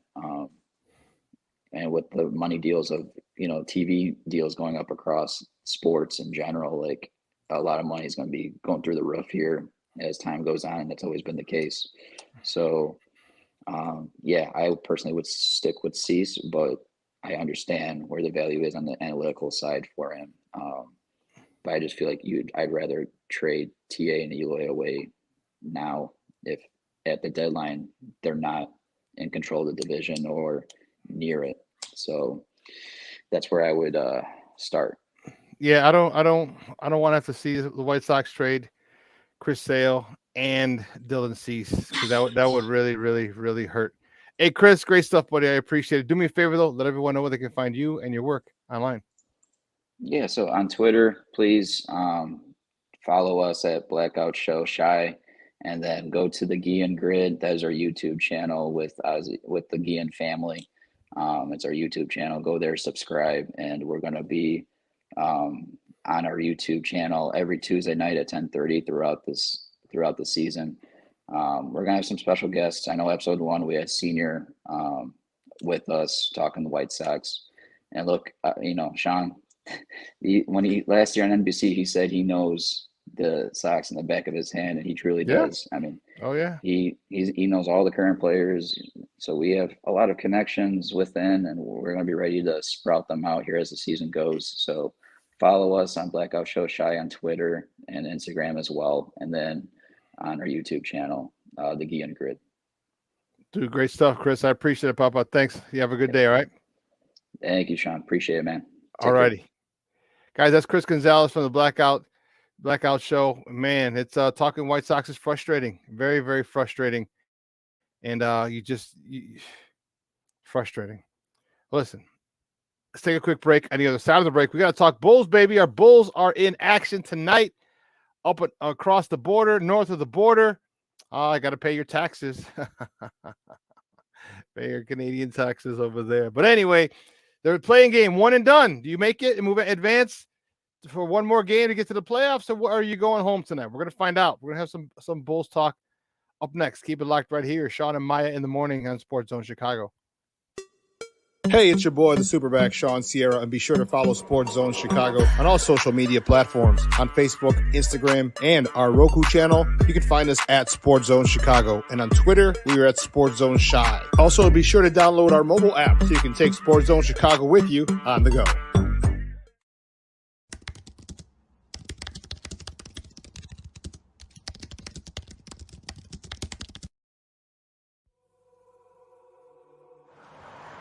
At a time when the news seems as subjective as the partisan politics dividing this country, Independent professional journalism has become a resource people need to get the honest and accurate information for their lives. That's why I created jcoyreports.com. As a born and raised Chicagoan, I know this city better than anyone. So my investigative stories are all original, and they'll go deeper to expose the truth by using information obtained from public information databases and in-depth interviews with the movers and shakers. My future stories will introduce you to people and businesses who are changing the world, not just Chicago. My missing person stories will spotlight those who you don't hear about in the mainstream media who are often overlooked. If you want to hear my personal views on things around the world, check out my blog site, which is based off of factual information and my life experiences. There's also past episodes of my weekly sports podcast show, What's Up Cuz, that I host with my real-life cousin, Lance Irvin. So if you're looking for all this information and more, check out jcoyreports.com and follow me on Twitter at jcoy. So I've come up with the family emergency plan. Great. What is it? It's difficult to talk about, so I'm not telling you. How will we know what to do? You won't. I'm so glad I won't have to remember anything. And me too. Thanks for this, sweetie. Talk to your kids about who to call, where to meet, what to pack. Search Ready Kids at nyc.gov or call 311.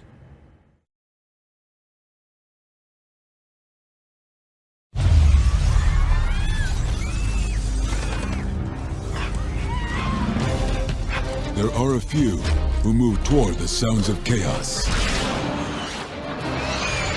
ready to respond at a moment's notice.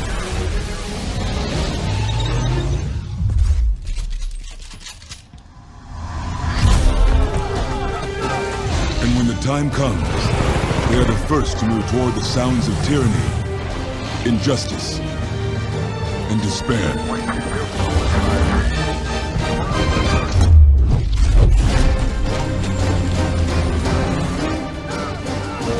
They are forged in the crucible of training.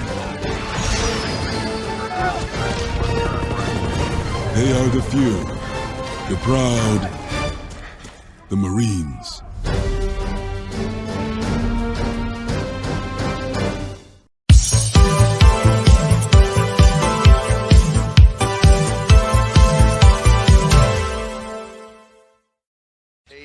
Cunningham back. That's 4 young, quality players. DeRozan starts the day out. Lock the beat. What a pass. Case for all NBA defense. And he cuts. DeRozan with another assist. And that's with the drive. Caruso gets by Ivy. Leaves it for DeRozan. Set the table. AC. Functionality now. That you know what I say? That's your job.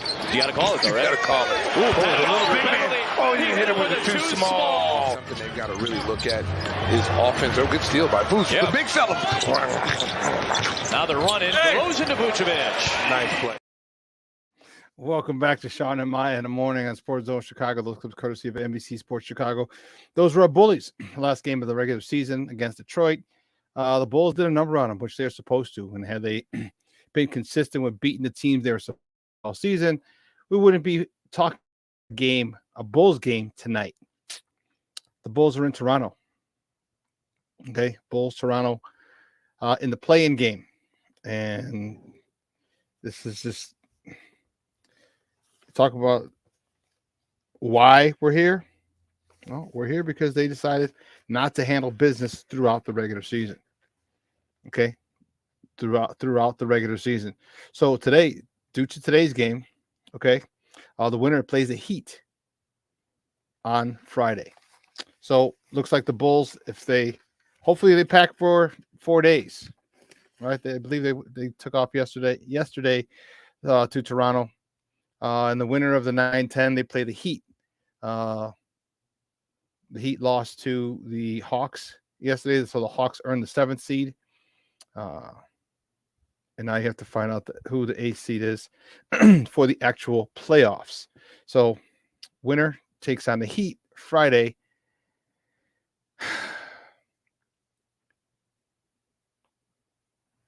You had your chances. Okay? You had your chances.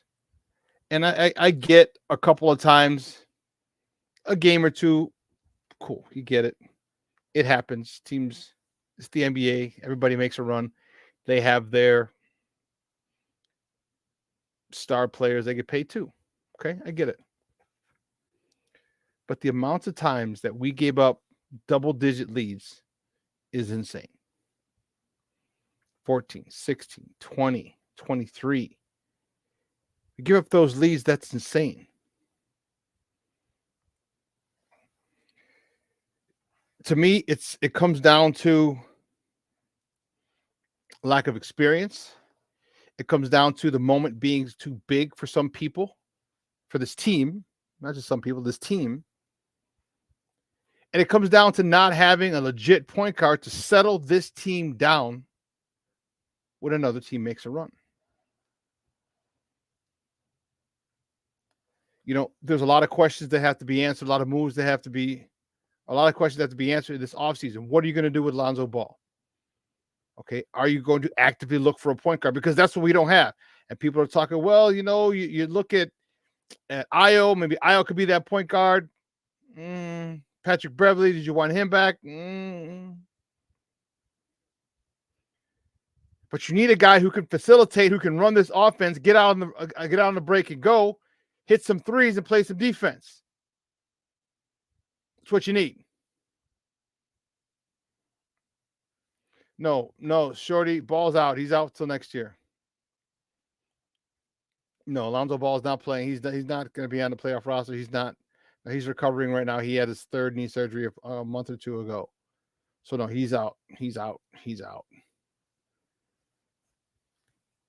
But there's AK takes a lot of the blame for this. It's roster construction. You heard Josh.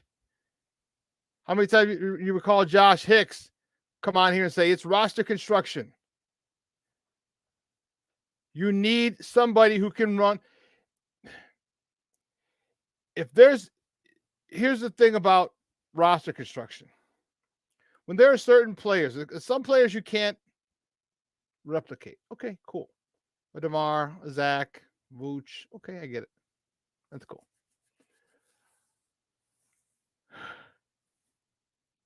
But when there's a point guard, a shooting guard, a three-point specialist, a rebounding specialist, when those guys, they're a lot more easily found out there than someone like a Zach, DeMar, Vooch, okay? You got to go get them. You have to go get them, even if it's a poor man's Lonzo Ball. Someone who does pretty much the same thing, who does the same thing as your starter. Just maybe a little older, so he's a little slower, or maybe he's just not as good, but that's his game. Because we're not running the ball. We're not getting out and running. We're not using our athleticism. We haven't done that. And then we're not going through the post or going through Vooch in the post. So we're not running all types of stuff. Why? Does that mean that only a point guard can do it?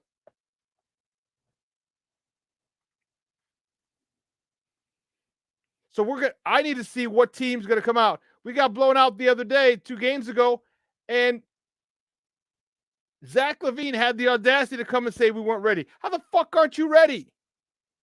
You're jockeying for position, and you come out game 80? Oh, we weren't ready. You weren't ready? That's not acceptable. That's not acceptable. You name me any superstar from back in the day to today who's going to come out and say, my team wasn't ready and we're fighting for the playoffs. We're fighting to stay in the play-in, not even the playoffs. You got to fight to get into the play-in. And what superstar is not going to have their team ready? Just like the Bulls is on the players. You know where the hell you're at. You know what your record is. You know exactly what needs to be done. And they're not doing it. That's the issue. You're not doing it. So when you say, oh, well, we weren't ready, how? What that says is there's no leadership. That's exactly what that says. There's no leader in that locker room to get everybody right. Patrick Beverley, I thought, would be that dude. I don't know.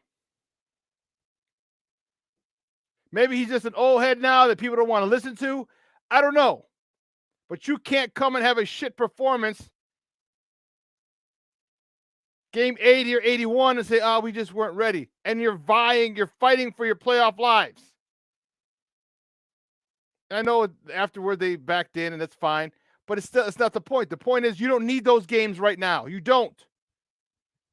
You don't need those types of games. You don't want that energy.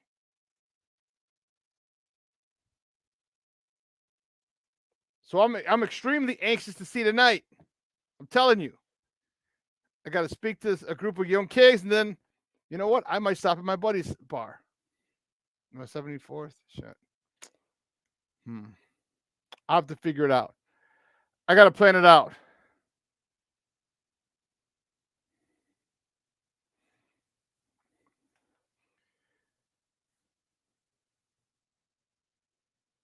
The Bulls, that's who, Nomad.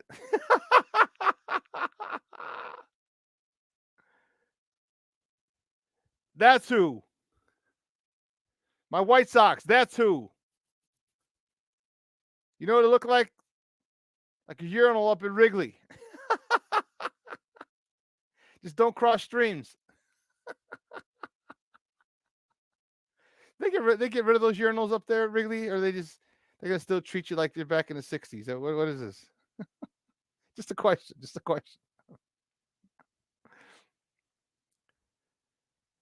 But that's what this team needs. Like, who's the leader? Even if everybody's healthy, here's my question: who's the leader? Who does everybody say, yeah, runs this team? Not the face of the franchise. No. Who's the leader? I don't see Zach as the leader. I don't see DeMar as the leader. I don't see Vooch as the leader. I don't see Io, Patrick Williams, Caruso. Who is the leader?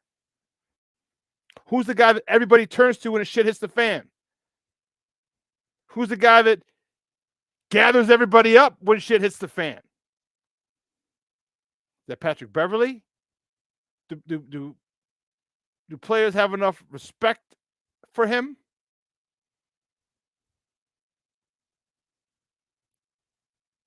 You know, you get a whole bunch of talented guys, but you don't pick leaders. You don't grab leaders. You don't grab headstrong players.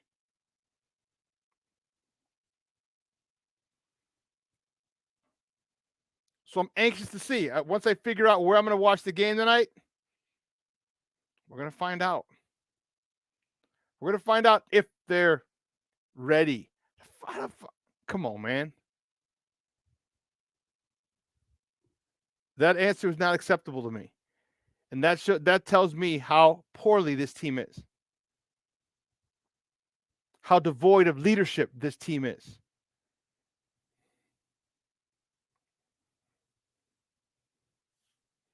Luis Mejia in the Mickey Ficky house. Rise and grind, baby. Good morning. Thanks for tuning in, Papa. I appreciate it. But I'll be supported. I got to figure out what I'm going to wear. Am I going to wear one of my Bulls shooting jerseys from back in the day? Or, man.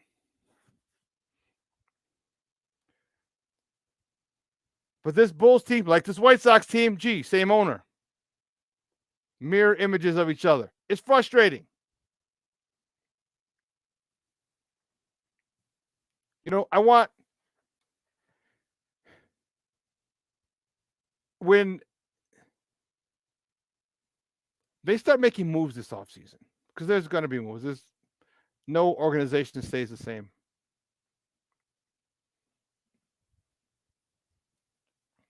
They need to bring in leaders.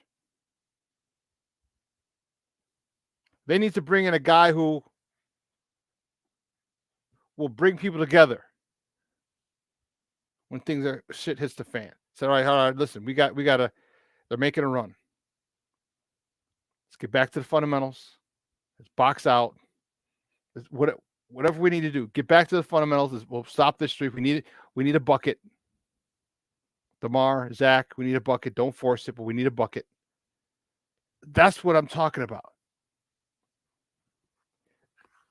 But we also need somebody that the team respects. Is that Patrick Beverly? I don't know. Is it Zach LaVine? I don't think so. Is it DeMar? I don't think so.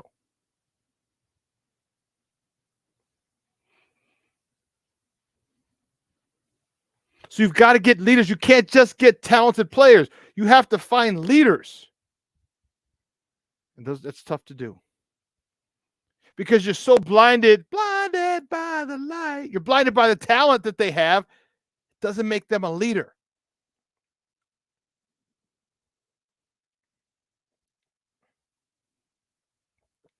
A leader is going to demand your best or the best from his teammates every night.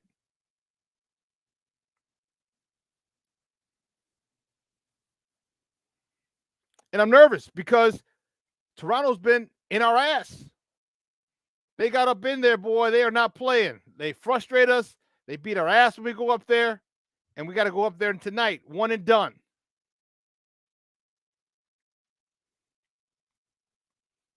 Can you put that aside? Now, the only saving grace is the Bulls. I was going to say Bears. The Bulls, they do. They tend to step up in big games. Well, guess what? This is a big game. This is a big game, Bulls. Step up. So I need you knocking out threes like you were against Detroit. I need you closing out like you were against Detroit. I need you blocking out. I need those 50-50 balls. I need to get out. I need fast break points.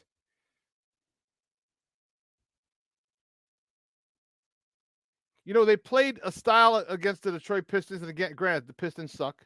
Detroit sucks. Detroit sucks. But they played free. They were out and running. They had fun. I need that today. I need these guys to play free. You got to remember who you are sometimes. Sometimes people forget. You got to remember who you are. This is a very talented team. And you let other people dictate the way you play, don't do it. This is the mental part of the game. This is what separates contenders from pretenders. The mentality. The mentality is everything. There's a lot, of course, you have your upper echelon players, but the majority of the talent in the NBA is good. It's all one big hogwash, okay, of talent, a big pool of talented players. And what separates those guys? The mentality. The mentality. And we don't have it right now.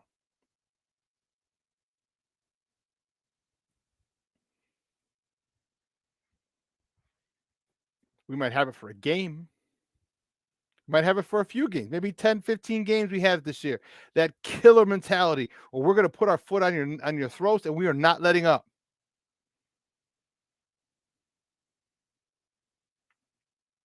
But they don't have it. So will I be surprised if the Bulls show up and handle Toronto? Yeah. Will I be surprised if the Bulls can't handle Toronto? No. Will I be surprised if the Bulls win? No. I think they can win. I don't think they'll handle them. And if they do, that'll be great. Because that'll tell me there's a level of maturation that they've reached that they hadn't played with in a regular season.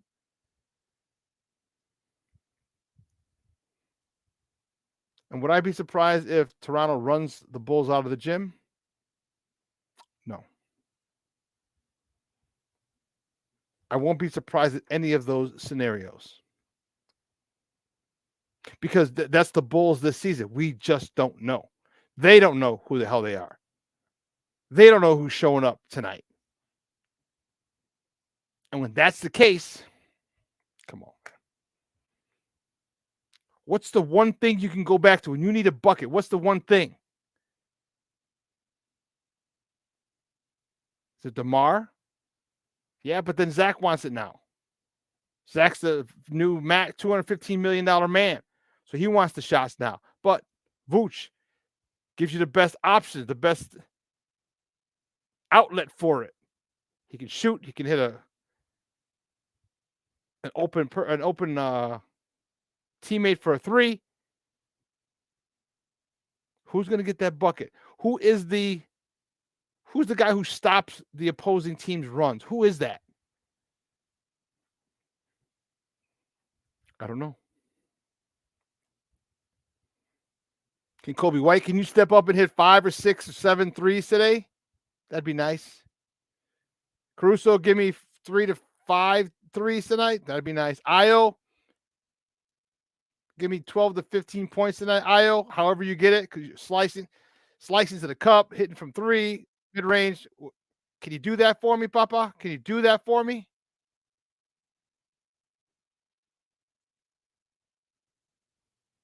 Because you're a good team. You guys are a good team. You're just undisciplined and you're just erratic.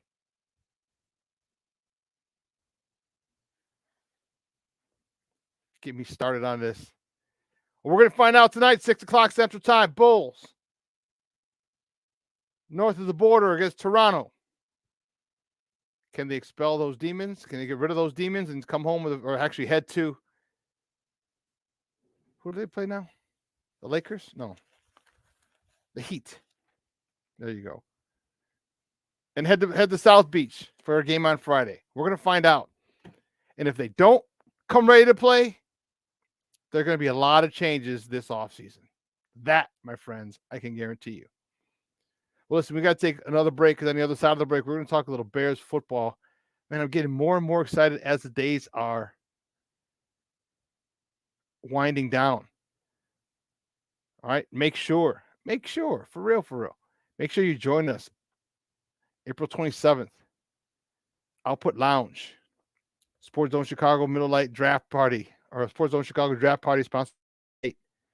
Tons of giveaways from Sports Zone Chicago for Middle Light. Best wings in the city. Great burgers, great tacos, cold drinks. Amazing. We had a phenomenal time. That if you joined us last time, we were at Output. Damn it, you know. So you know what? Don't meet us there. Beat us there. April 27th, 2 weeks from tomorrow. Output Lounge. It's gonna be a movie.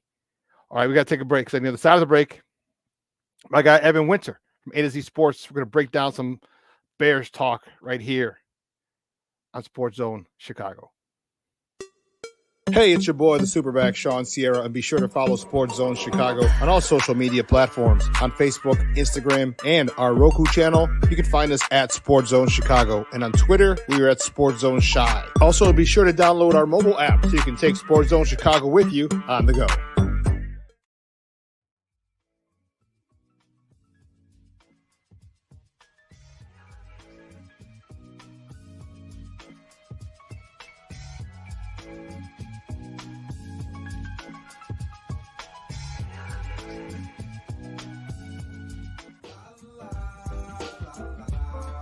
It's a romance sport. What? It's a romance sport. Yeah. It's a romance sport like that. Jason, let's go see your room.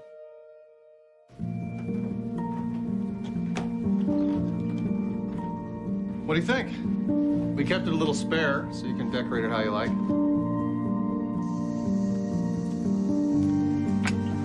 Dinner. Go. Excellent. Soccer is fun. Yeah, I saw you guys out there.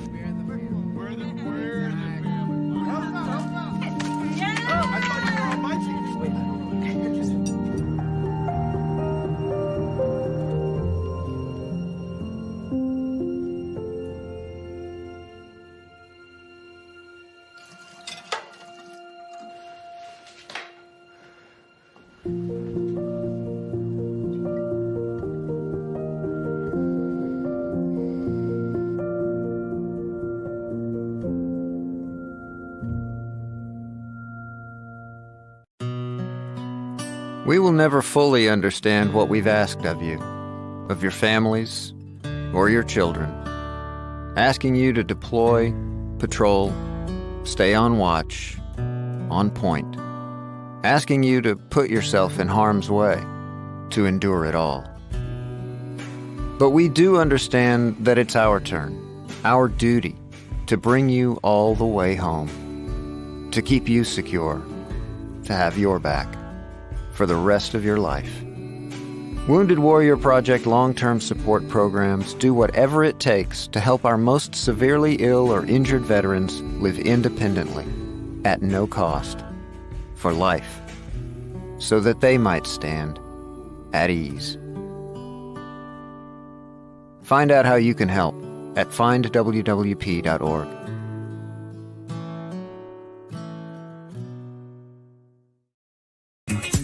Hey, this is Dr. J, and I listen to Shawn and Maya in the morning.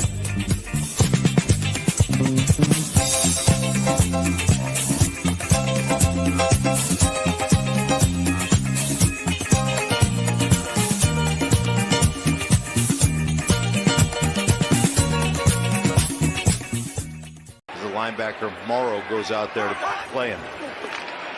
Cousins under pressure, and the Bears finally get to the Viking quarterback as Justin Jones has his second sack at a Chicago Uniouts. He'll get the ball to start the second half. This is a huge drive for Justin Fields.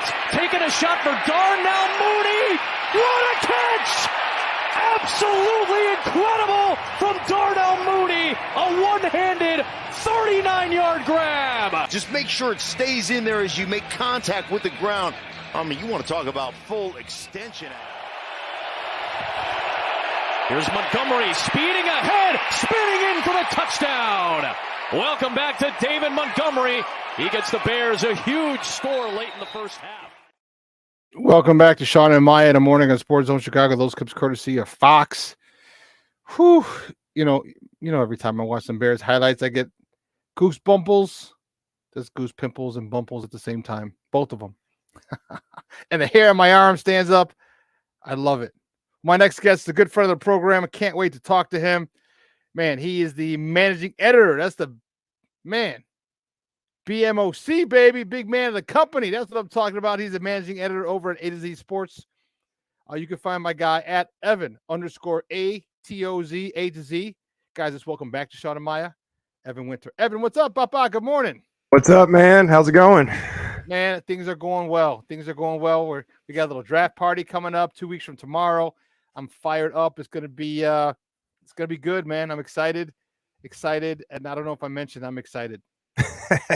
I mean, dude, it's like we've mentioned many times in the past. It's a great time to be any kind of associated with the Bears right now. I mean, it's just the entire, just like the realm of possibilities of NFL developments is just wide open as we enter these next few weeks. And I'm still on the Bears beat to an extent, but even if I'm not fully on it, I've always got one eye on them, man. It's just so much fun keeping up with them right now and everything they're doing. So I can't wait to see how these next few weeks pan out. Talk to me about 9. All right, talk to me. Greg Gabriel, former Chicago scout.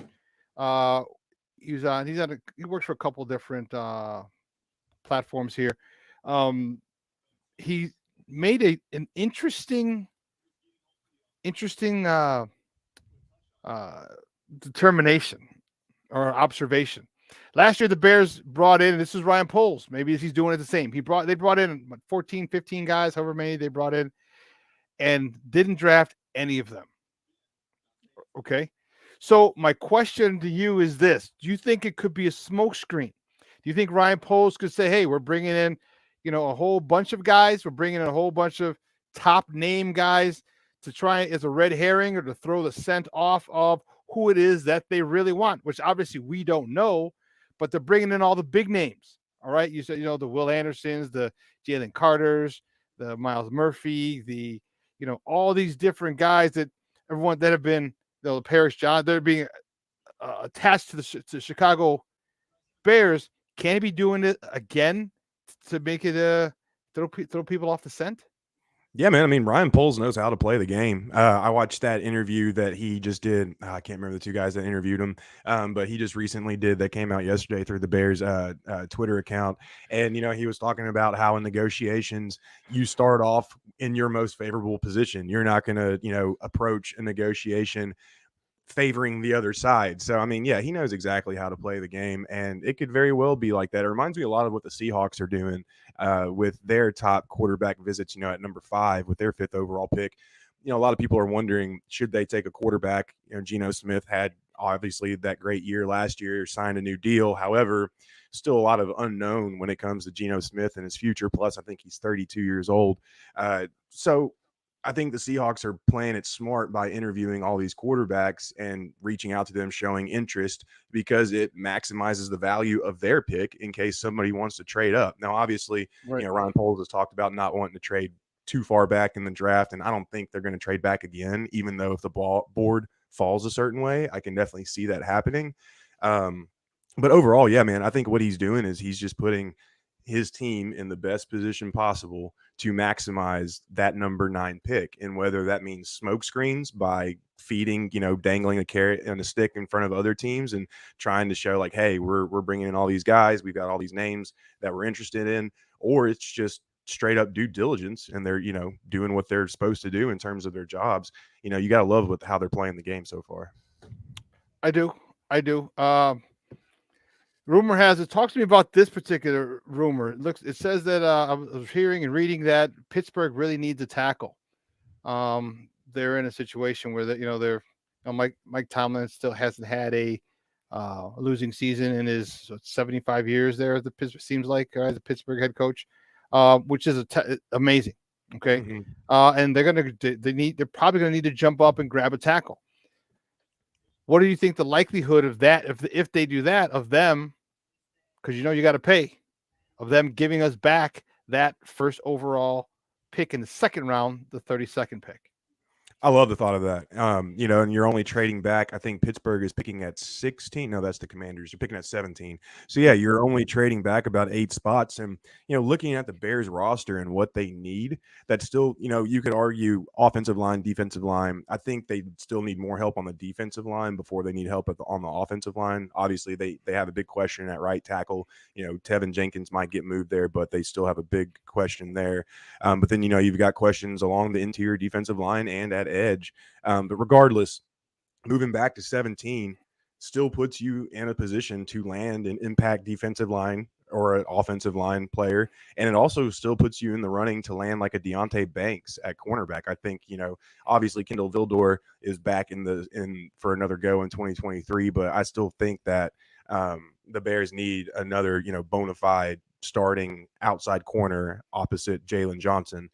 So you're still in a great position to land one of those people. And there's a lot of value when it comes to the trenches in the second line, mainly on the defensive side of the ball. There are a lot of really good edge rushers that I think are going to be going in the second round. So you're still in a great position there to get a quality edge player and, stock up on offensive line or secondary in the first round. So I absolutely love the thought of that. That would be great. Yeah, I do too. Here's my reasoning. I hate the gap between 9 and 53. Okay, that's 44 picks. That's over a round. That's a round and a third. Right before you don't have any picks. Now, granted, 53 to 64, you got 3, so it kind of plays. But at that point, I want my picks. If I want that cluster of picks in such a short span, I'd rather have it moved up because of this draft is very efficient in the second round. It's very second round heavy. You're going to get a lot of value in that second round, and I don't want to be. I'd hate to be just at the back of it. Okay, and you're still going to get good players, but my whole thought process is the Lions are going to have a few more picks before us. The Packers are going to have a few more picks before us. The Vikings are going to have a few more picks before us, and I don't want all my division foes having a lot more picks before we do. So trading back, I'd like that, because if we go to 17, so we still have a first round pick. If that's the case, just say that situation scenario come to fruition. Now we're at 32, so we're 17 and 32. So now we're good. 17, 32, 50. I'm a lot more comfortable with that, because now you can get your tackle or an edge rusher you want, and then the next one you can get your edge rusher or your tackle or whoever you want, or a cornerback, or you can get your cornerback with the 53 pick. There's a lot of good things. Again, I just want that.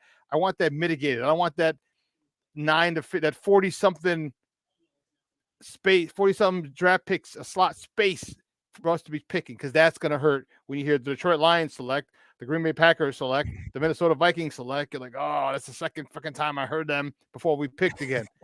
That's not what I want to hear. So I'm excited about that. I'm excited. I can't keep talking about it. I mean, I can't keep waiting. I'm dying over here. I'm dying, but I love talking about it for the next 2 weeks. Talk to me about Tevin Jenkins. Tevin Jenkins revealed a secret. So apparently he is moving to left guard, right? Nate Davis has only played right guard. That was a thought initially that he'd move, or maybe he was going to move to left. How do you feel about that? How Tevin Jenkins left guard with Nate Davis as right guard? I like it. I definitely like it better than the idea of him playing on the outside at tackle. He's an athletic guy, but he just seems more suited for the interior at this point. And, I think it was Eberflus who lightly touched on a couple months ago, or whenever the time was, about Cody Whitehair moving into center. I don't know where that leaves Lucas Patrick in all this, obviously, but I would much rather see. Yeah, right, exactly, right. And I would much rather see Tevin on the inside, just based off of what we know about him so far as a player. And yeah, when you look at the Bears' offensive line, I mean, yeah, they definitely need another interior guy, and they definitely need another tackle. Obviously, Larry Borum could maybe be the swing if things fell a certain way. But that second round, man, I mean, when you look at their roster, like, yeah, I honestly think the Bears need to be as active as possible in the second round, because you can make, obviously, we've already talked about offensive line, defensive line, and cornerback, but you can make a case for them going wide receiver in the second round, because Darnell Mooney and Chase Claypool are both in the final year of their deals. There's no guarantee what happens with them next year. And then you could even make a case for tight end, because the tight end draft class is very deep. Bob Tonyan, he's only on a 1-year deal. It's a minimum deal. So, we don't know what next year is going to look like for him either. And then you can also make cases for safety. We don't know what Eddie Jackson's future entails. And we know how much Matt Eberflus is a secondary guy, and he likes, making sure that he's got good players in the secondary. So I'm with you, man. That second round, they need to get as active as possible in there, because just based off, how the board's going to fall, and just what you were just talking about how much value there is in that second round, I think putting yourself in a position to, have hopefully 4 to 5 picks in that round is a great spot to be in. And it's something they should definitely try and go for. Dude, that's 4 to 5 picks is music to my ears. And guys, we're joined by Evan Winter from A to Z Sports, talking Bears football right here on Shawn and Maya in the morning on Sports Zone Chicago. Just David Montgomery posted, I don't know if you saw it. Did I erase that, Steve-O? Yeah, I think I did. Okay, good. He posted a picture of him in his Detroit Lions uniform. He's gonna be number 5, and that hurt me a little bit. That was like, oh, yeah. It's not the end all be all, but it still hurt. Talk to me about this running game. All right, you got Deontay Foreman. They just signed Khalil Herbert, who had a great year last year. How comfortable are you with it? Do you think they're going to draft a third running back, or because they still have Deontay Evans, you still have Treston Ebner from last year, or do you just think they're going to go and get another running back somewhere in the draft? How you like this backfield? Yeah, I love how it's shaped up so far. And Deontay Foreman's a really underrated player. He is perfect for this system. He's an excellent zone guy. He's very powerful, but he's got the vision and the instincts, to pick the right gap or cut it back, whatever is required on that play. And obviously Khalil Herbert showed last year that he can have a lot of success in the system. With the draft being as deep as it is at running back this year, and with the Bears having, multiple picks in the second, multiple picks in the fourth, and I think they only got one pick in the third, but either way, having those multiple picks in that 2 to 4 round area, I definitely think that they could take another running back, and it would make a lot of sense if they did. Obviously it helps out Justin Fields, but just how they approached the running back position last year in terms of scheme and fit and just who they had on the field in certain situations, I definitely would not be opposed to it. I think they could, find more more value elsewhere at other positions. But I mean, overall, right now, I'm fine with the running back room. But obviously, depending on the player that they draft, I wouldn't be completely opposed to them drafting a running back. And we say drafting a running back, you're talking after the third or starting from the third? I'm Oh, talking like Bijan Robinson or anything. Yeah, good question. Yeah, I would say wait till at least the third. Yeah, and especially if they trade back and get some more second round picks, I would wait till the third. Yeah. Okay. Yeah, I'm looking at a couple of running backs too that I like. I think that a third guy, a third running back would be very helpful, very advantageous, and make him just a little, maybe make him a bigger running back. It's obviously still a good zone runner, or even if you don't want to have a zone runner and you want to get just a big back, we still have that power set that we ran last year with David Montgomery. All right. That you can get a guy who's completely different. All right, and have a lot of downhill attacking downhill as opposed to zone. So it's the endless, the possibilities there are endless. If they stay at 9, that's it. We're staying at 9. We're not trading back. And all 3 tackles are on the board. Someone takes Skoronski early, okay, and Broderick Jones, Paris Johnson, and Wright, the kid from Tennessee. All 3 are there. Who are you taking? It's a good question, man. And real quick, I wanted to mention this because he's becoming a quick draft crush of mine. But Devin Akane from Texas A&M, I really think he would be a good, and he's projected to go about the 3rd round. I think he'd be a really good running back for the Bears.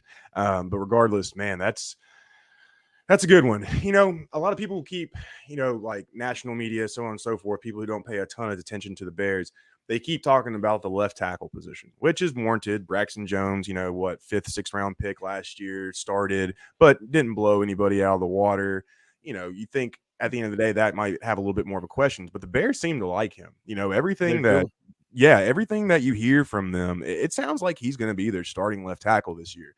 Yep. So if that is the case, and they feel good about him moving forward, like they say, then obviously that leaves the right tackle position. If we're talking about strictly right tackle, I would go Darnell Wright, because that dude is an athletic freak, which is obviously what the Bears love. He's great in pass protection, and he's a quick decision maker as well. That UT offense, while a lot of the play was predicated upon it being set up through the play design, you kind of knew what was going to happen.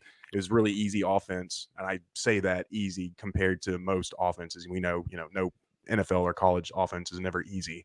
But regardless, very quick thinker, very athletic, and he's a powerful dude. And he knows he would be perfect for this offense because he's at best when he can do his deep deep sets in a play action game, or, a lot of the stuff that the Bears like to do. So I would go Darnell Wright. The only other reason that I would go anybody else outside of Darnell Wright, like probably a Broderick Jones, is just because Jones could potentially play left tackle. And obviously, if things don't work out with Braxton Jones, then you have a guy that can move over to left tackle in Broderick Jones. But overall, with how the Bears feel about Braxton Jones, and I think he's got, the chance to be a pretty decent player in this league, I would go Darnell Wright at the end of the day. Okay. The Bears are high on Braxton Jones. Mm-hmm. All right. They are, and I'm high on him too. And I'm not putting him in Canton by any stretch, or even in Pro Bowls. But what I'm saying is that if he's able to handle the bull rush, okay, then he'll be a more than serviceable, left tackle. Okay. Yep. He was able to handle everything else last year, except for he handled literally everything except the bull rush. Everything except the bull rush. Everything. So if he can handle the bull rush just 50% of the time, how awesome will this offensive line be? If he can handle it 70% of the time, how great would this offensive line be? Okay. He's going through an NFL offseason, NFL weightlifting, offseason conditioning. So he's going to get stronger. He's going to get more explosive. He understands the league now. So he's not worried about what am I going to face. I got to think about what. No, you understand who you're going to face, how talented these athletes are, where your weaknesses are. And he, along with the strength and conditioning staff, are going to work on it. I don't know who I would take. If you ask me, the answer is depends on. It depends. Do you want them to be good now? Do you want the left tackle to be good now? Then I would take Paris Johnson or Wright. If you want him to be good in the future, and how good you want it to be, that right tackle to be in the future, I'd take Wright or Jones. I think Jones has the highest ceiling because he's just an unbelievable freak and athletic freak at tackle. But he's still raw. And I think a couple of years, you're saying Super Bowl or deep run of the playoffs in 24, 20 or 25 and on. Okay, maybe Jones. But if you're thinking that next year they start their playoff run into the deep playoff runs next year, then we're talking Wright or Johnson. So it depends. Any of them, I'm cool with. Oh yeah, for sure. And even if the kid, if they're all gone and they say they trade back and they take the right tackle from Ohio State, DeJuan Jones, I'd take him too. I love his size. Don't rule out Anton Harrison from Oklahoma either. I think he's going to be an underrated prospect. I think he, out of the top 4 or 5 tackles in the draft, I think he's going to get his way up in the top 2 or 3 before it's all said and done. I think he's going to be a good player. I've asked a couple of people this. I don't know if I asked this of you last time, but I'm asking now, and if it's a repeat, it's fine. Give me three players that you want the Bears, that you would be happy that the Bears came away with. Just 3 names. There's a shitload, but if you said the Bears got him, and him, who would your 3 players be? All right, so I'm gonna try to go in order of like the round, how the expectation. But so first round, obviously Jalen Carter is the most ideal, pick at number 9. You've got the Cardinals who could easily take him. You have the Seahawks who could easily take him. You have the Raiders who could easily take him. I don't think the Falcons are going to take him. So the Lions easily take that. Yeah, the Lions. Yeah, I completely forgot about them. Yeah, man. Yeah, and they really need help on their defensive line. So, but Jalen Carter would be the ideal guy in round 1. Round 2, I would hope, man, if they could somehow snag Myles Murphy in round 2, or if they trade back in round 1, get him in the middle of the round. I think Myles Murphy is a really, really good fit for this defense. And then round 3, cornerback. Hold on, I'm going to cheat a little bit and pull up my notes real quick. So cornerback, man, I would really love them to get Julius Brents. Super athletic kid. He's got good size. Where's he from? Kansas State, KSU. Okay. Yeah, I think he scored like a perfect 10 out of 10 on his relative athletic score. If not, it was like a 9.98 or whatever. But super long, scheme versatile, can play zone. Obviously it's, keep your eyes in front of you or keep the ball in front of you in Matt Eberflus's system. So he would be a guy that I would, really like to see them take. Now, if we're just talking straight up 3 players in the first round, then I'm going Jalen Carter. Let's see, Peter Skoronski, just simply because I know I said I would take right over him, in the previous question, but I think Skoronski, in terms of just playing inside and outside, being able to do both, I think that helps the Bears right now a lot in terms of figuring out their offensive line. And then number 3, man, you got to go edge or at least a corner. I would hope Devin Witherspoon, he seems to fit what Matt Eberflus likes in defensive backs or corner. Either him or, and sorry, I'm going to cheat one more time and pull up my notes. I think Tyree Wilson would be a good fit. I know he's more of a stand-up guy. He's more of a 2-point instead of a 3-point. But I do think he has the size and the pedigree to be able to play from a 3-point stance. And who knows, maybe they could do, like a Leo type deal where, he's the stand-up guy on the outside, something like that. But those 3 guys in the first round, I would really like to see. Dude, Evan, great stuff, Papa. I appreciate it. As always, love talking with you, man. Do me a favor before you go, let everyone know where they can find you and your work online. Yeah, so A2Zsports.com. We now got 22 or 32 teams up and running, so we'll have all 32 come August, and obviously the Bears are one of them. And then you can find me on Twitter at Evan_A2Z. Great stuff, buddy. We'll be in touch soon, man. Yeah, man. Take it easy. Thank you. Guys, that's Evan Winter from A2Z Sports, talking Bears. And, man, the scenarios. You know what I need to start doing? And I need to start just writing down the different scenarios that I see that are out there, like the Pittsburgh one. Okay, would they want to jump up? I don't know. And see, here's the thing. We're talking. Well, we can trade back and we can get this guy and that guy late in the second, late in the first, or second. But Pittsburgh can do the same. They could just wait with the 32nd pick. Because I don't know if all 4 offensive tackles will be gone. Okay, or 5. Skoronski will most likely be gone somewhere. Paris Johnson will most likely be gone somewhere. Broderick Jones will probably be gone somewhere. Will Wright be gone somewhere? All these, that's 4 offensive tackles in your first 32. Actually 31 because the Dolphins don't have a pick.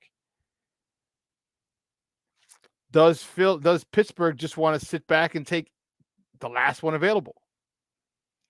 Would he be good? Or do they want a specific tackle that they've seen, that they scouted, that they feel comfortable with? That is the question. So we can't just say, oh, yeah, it's a nice trade. They'll do it. It's going to be great. Because if we can say the Bears can hold off and wait, why can't Pittsburgh?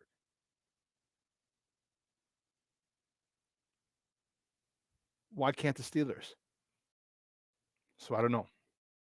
This is the fun part. This is focusing on what you need, but also focusing on what other people need, because you may be able to help them. And by helping them, it comes at a cost.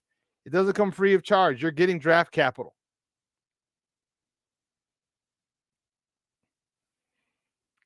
$17-32. Oh no, you wouldn't give them. I know technically it is, but you're basically switching spots. You'll get 9, we'll get 17.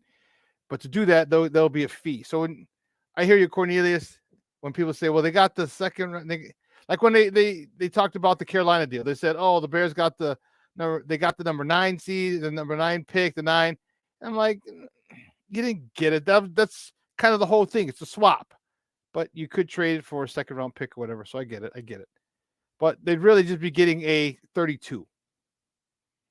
Cornelius, I don't know.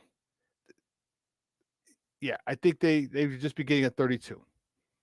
But if this is what you need, if this is what you think the last thing that you need on your offense is, you think Kenny Pickett's your guy, and you need protection up front from him. Like I said, it doesn't have to work. And here's the thing that people forget often. You don't have to like a guy. You can say this guy's got short arms, his 40 time was this, his bench press was this, his shuttle time was this, it was horrible, it was this, is that. Okay? But all that shit is superfluous. Go look at the tape. And all it takes is one organization to say he fits our scheme. If they're a smart organization. He fits our scheme. He might not be the biggest name. He might be the 3rd best tackle, 4th best tackle, 5th best edge rusher, 3rd best 3 tech. But if he fits the system that we have, to us, he's number 1. So to go get that one piece, some people will pay a premium.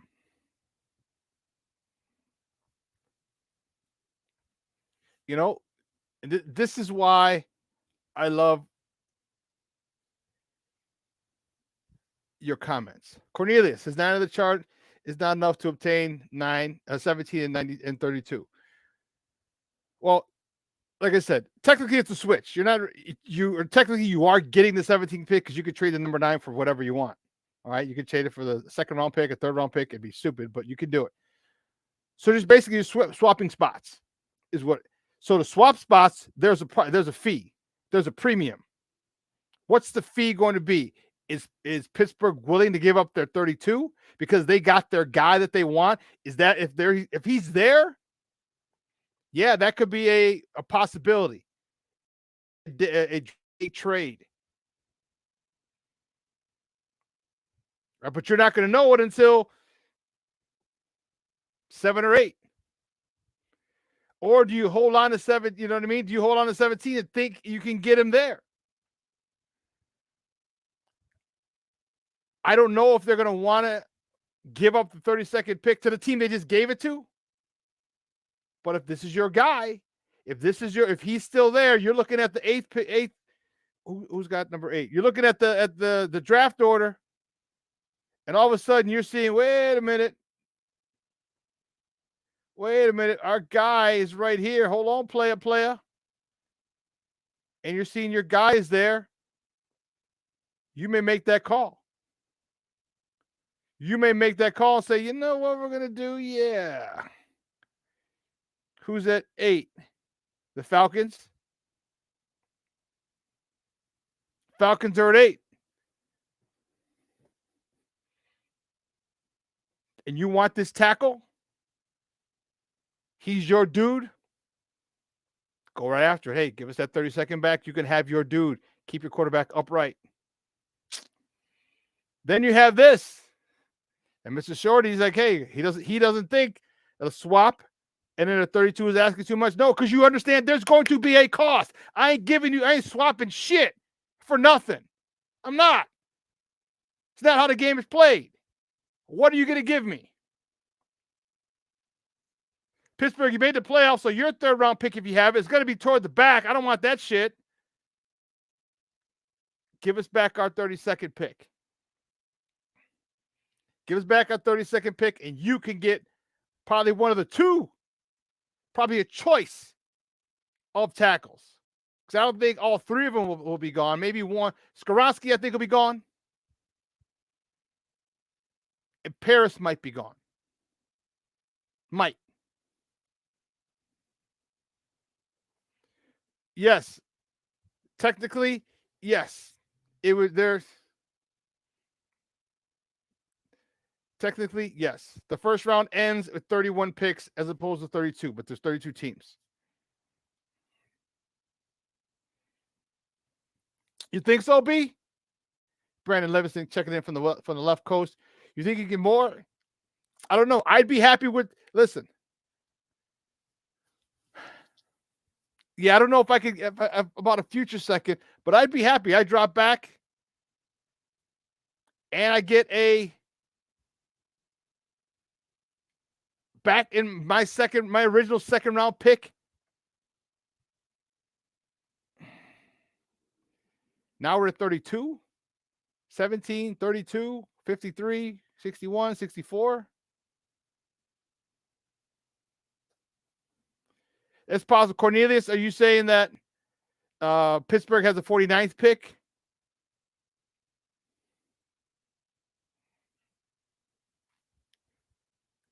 Okay. Okay, Bears have a future first and have up a future first and third for Justin. That was 22-11. Okay. I got you. And you have precedence. Okay, there's a precedence. So that might not, you're right. That might not be asking too much. So Cornelius, are you saying that Pittsburgh has the 49th?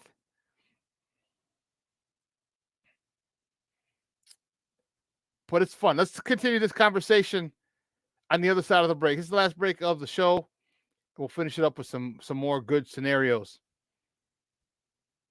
And with what Brandon said, haven't seen it would work. Okay. So hey, keep it locked right here. We got more Bears talk to finish up the show. Don't go anywhere, folks. Keep it locked right here. Shawn and Maya in the morning on Sports Zone Chicago. Hey, it's your boy, the Superback, Shawn Sierra, and be sure to follow Sports Zone Chicago on all social media platforms. Hey, it's your boy, the Superback, Shawn Sierra, and be sure to follow Sports Zone Chicago on all social media platforms on Facebook, Instagram, and our Roku channel. You can find us at Sports Zone Chicago, and on Twitter, we are at Sports Zone Shy. Also, be sure to download our mobile app so you can take Sports Zone Chicago with you on the go.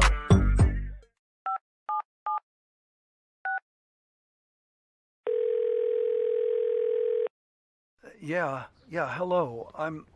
I'm really not sure if this is what you all do, but I really don't have anywhere else to turn. Hi. I don't even know why I'm calling right now. I'm sorry. My thoughts are going a mile a minute. My kids are out of state. My buddies from the Army are all gone now. I'm really alone. I left the service last year. My mom just passed away a few months ago. I miss so much time with her. I keep getting calls about the bills, and I'm trying to get a job, but I feel so stuck. Okay, ma'am. I'm glad you called. Okay, sir. Let's stay on the line and walk through some things. Thanks. Okay. Thanks a lot. Thank you. We are looking for a few heroes, mentors, trailblazers, innovators, a passion to change lives, spark curiosity, open hearts, and awaken minds, help students answer the question, who am I?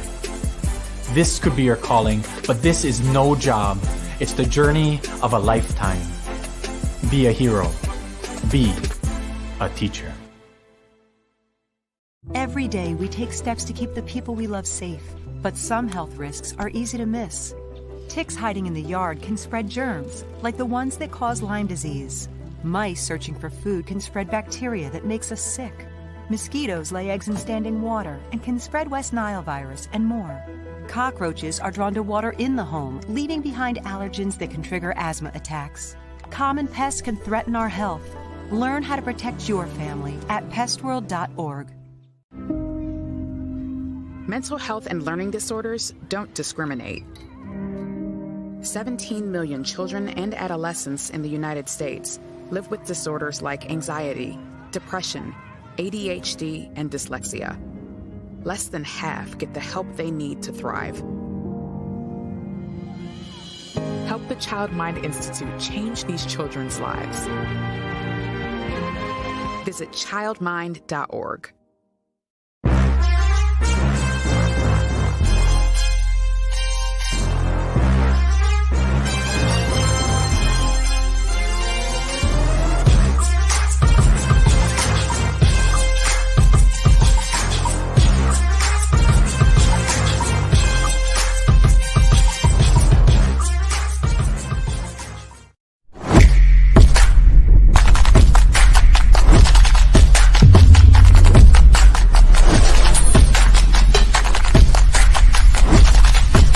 You're right. Jones definitely wants to see more play action continue to be called. Here's one floated for Smith, and it's picked. Brisker, the rookie. Rookie Treston Ebner is in there along with Herbert. Little play action from Fields, and he fires over the middle. Pass is caught to the 39-yard line. Blitz. Fields throws to Herbert. Has blocking. Has a touchdown. That was beautiful. Beautiful. Welcome back to Shawn and Maya in the morning on Sports Zone Chicago. Those clip courtesy of, ESPN. That was Monday Night Football. That's right. That's right. I forgot. I got to check that for a second. Well, listen, guys. Steve-O, did you see the private chat?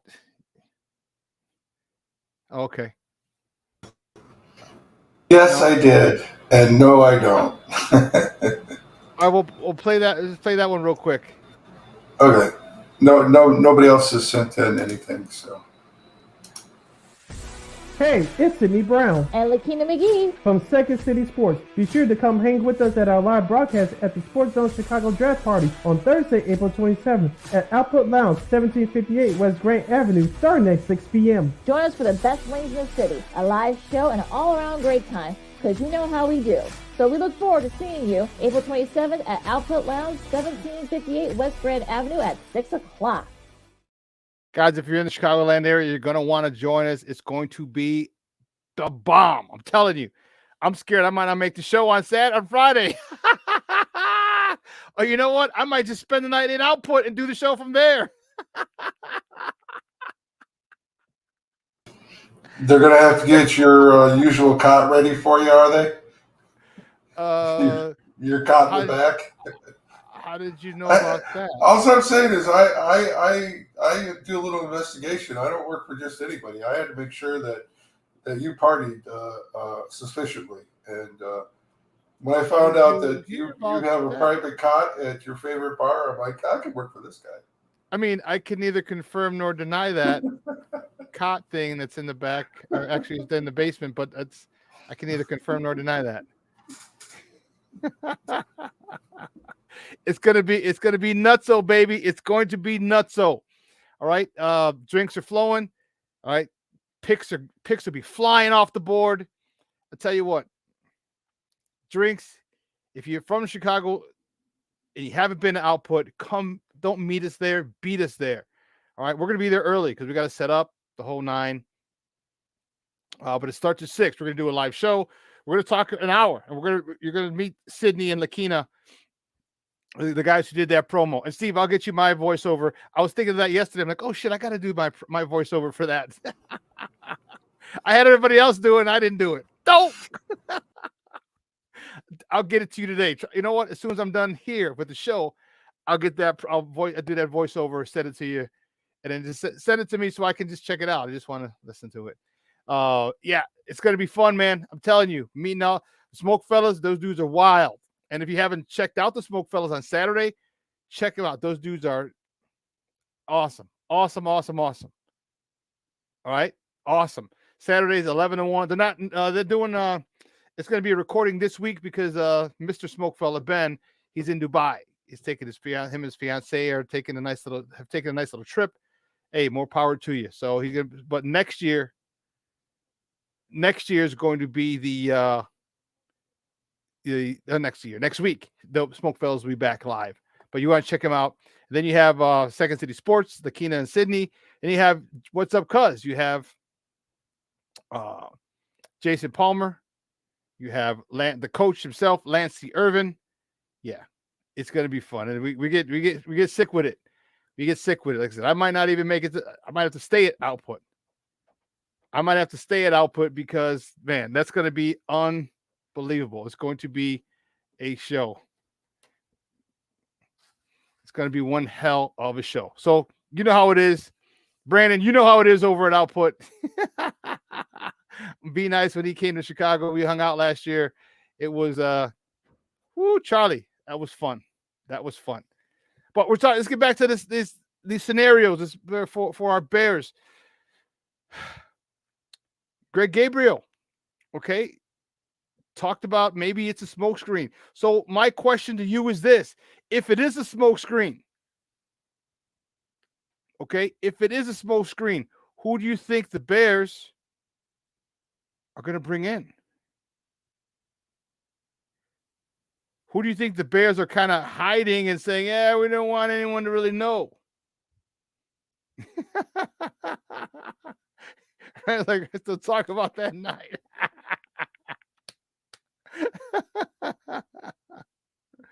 Hey, it was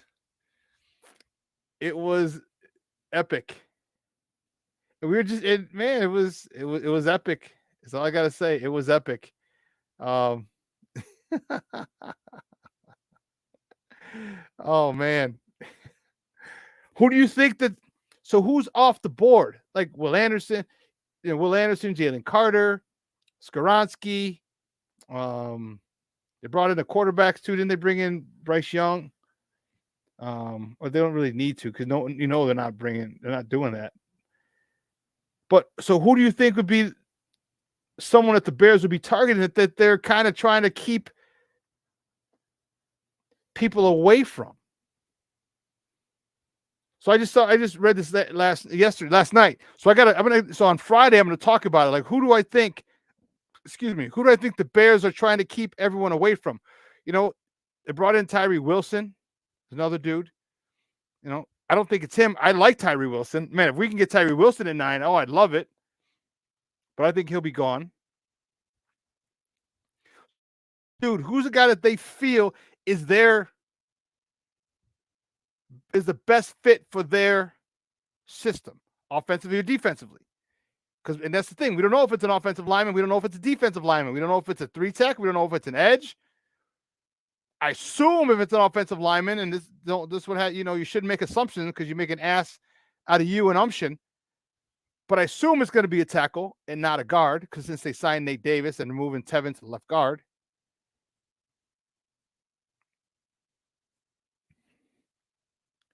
Cornelia says, I don't think it was a smoke screen because most of the people that fit their profile, like Dylan Horton and BJ Wilson. Okay. Okay. We're gonna find out 2 weeks from tomorrow, 15 days from today. We're gonna find out, and it's gonna be like when the Bears finally make that pick, and we're gonna know. Well, and I can say we're gonna know. We're gonna have a good idea, I believe, because if they trade back, all right, we're gonna see all the people who they brought in as they get selected by other teams, so we can mark him off the board, mark him off the board, mark him off the board. Okay, and say, okay, well, the Bears are really interested in this, this, and this. And again, it might be a dude that none of us are even talking about. They may have talked to him once, or they may not even have talked to this person. They may not even have talked to this particular person. They've watched them on film, and this is why I'm telling you, people. This is why I'm telling you, I don't know everything. I know a lot of shit. This is why I'm telling you, don't worry about the pro day. Look at the tape. Look at the film.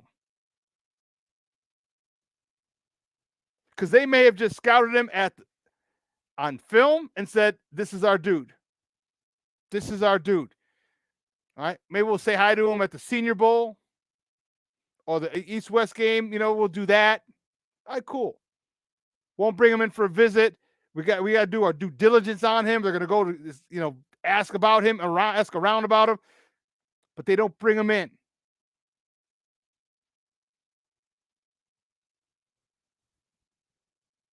Who can that guy be? That's the crazy part. That's the crazy part. Who can it be?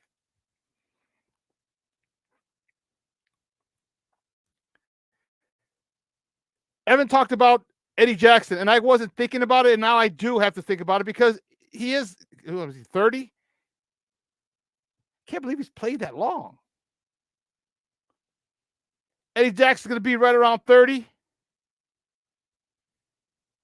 Okay, so that needs to be addressed as well.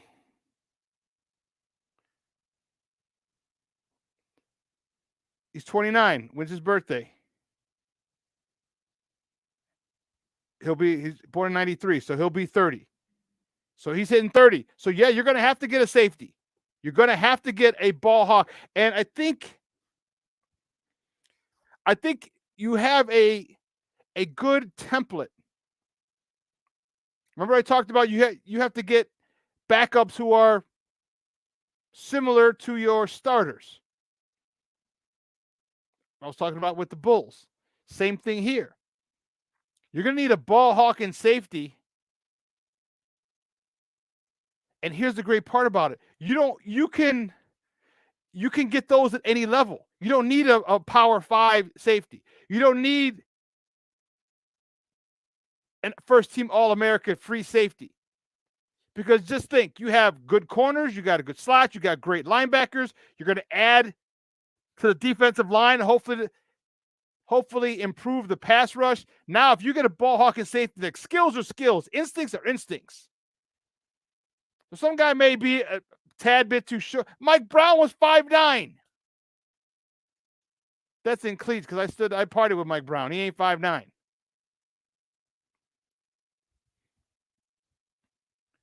You can go get a guy at D2. You can go get a guy at 1AA or FCS as it's called now.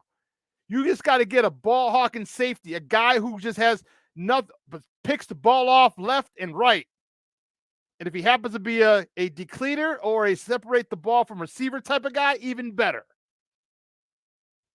But you go find that dude, you can find him anywhere. And this is where I'm really anxious to see how this new scouting staff, Ryan Pohl's hand-picked scouting staff, does in their first draft.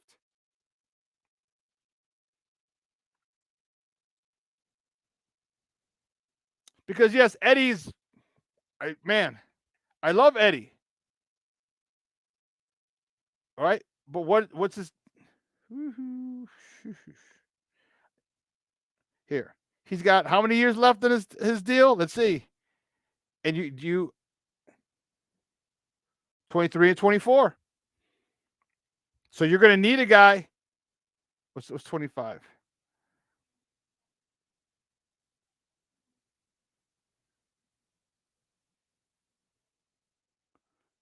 Let's see. It says 2025 automatically voids. Okay. Okay. Man. Who's that dude? Because, I mean, Eddie can play till he's 31, 32, I think. But do you want that? Or do you want him grooming another young man? I'm looking forward to it. There's a lot, the different storylines. All right. I also think that you start talking to the UDFAs, all right, the guys who you like, who are going to go late, who tend to go late in the rounds or in the later rounds, to say, hey, listen, if you don't get drafted, we'd love to have you. If you don't get drafted, we'd love for you to come sign with us. And then you explain to them why. You're a ball hawk in safety. All right. There was, with a 5th round grade, 6th round grade, if you fall out of that, all right, Eddie Jackson's going to be, he's going to be 30 for the season. He can't, we're not going to keep him that much longer. The Texas A, Shorty, you're talking about the Texas A&M, what's his name? All right. How about the Texas A&M safety to replace Ejax? Like, this is what they need to start doing. This is what they and they're doing it. I'm not saying anything new. I'm not telling them what they should do. I'm saying what they're doing already. Ryan Poles is a guy who seems very, very thorough. Very, very thorough. So they're doing this I know they're doing this now. All right, you got a list of people like, all right, listen, you're going to be probably, if you're a 5th or 6th round grade or later, they're talking to you about, and you fit what they like, or their system, they're talking to you, hey, listen, if you're going drafted, holler at us. There could be there could be an opening. There could be an opportunity for you here.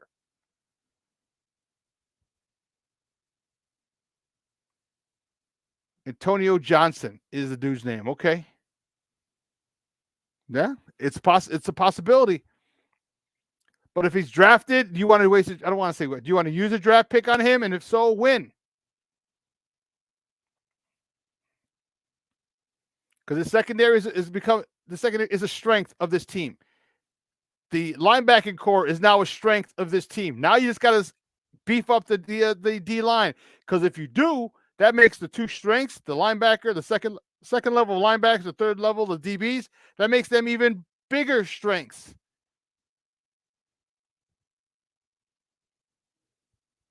Sidney Brown, not our Sidney Brown from Sports Zone Chicago, from Second City Sports. No.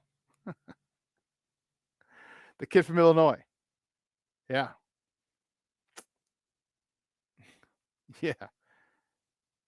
Yeah. So, but look, maybe you like him. Maybe the Bears like him, and maybe the Bears are willing. I said, remember, if you don't move, and I say you take one offensive lineman in your first 4 picks, maybe he's one of the 3 defensive players that they take if they listen to me. Maybe he is. All right.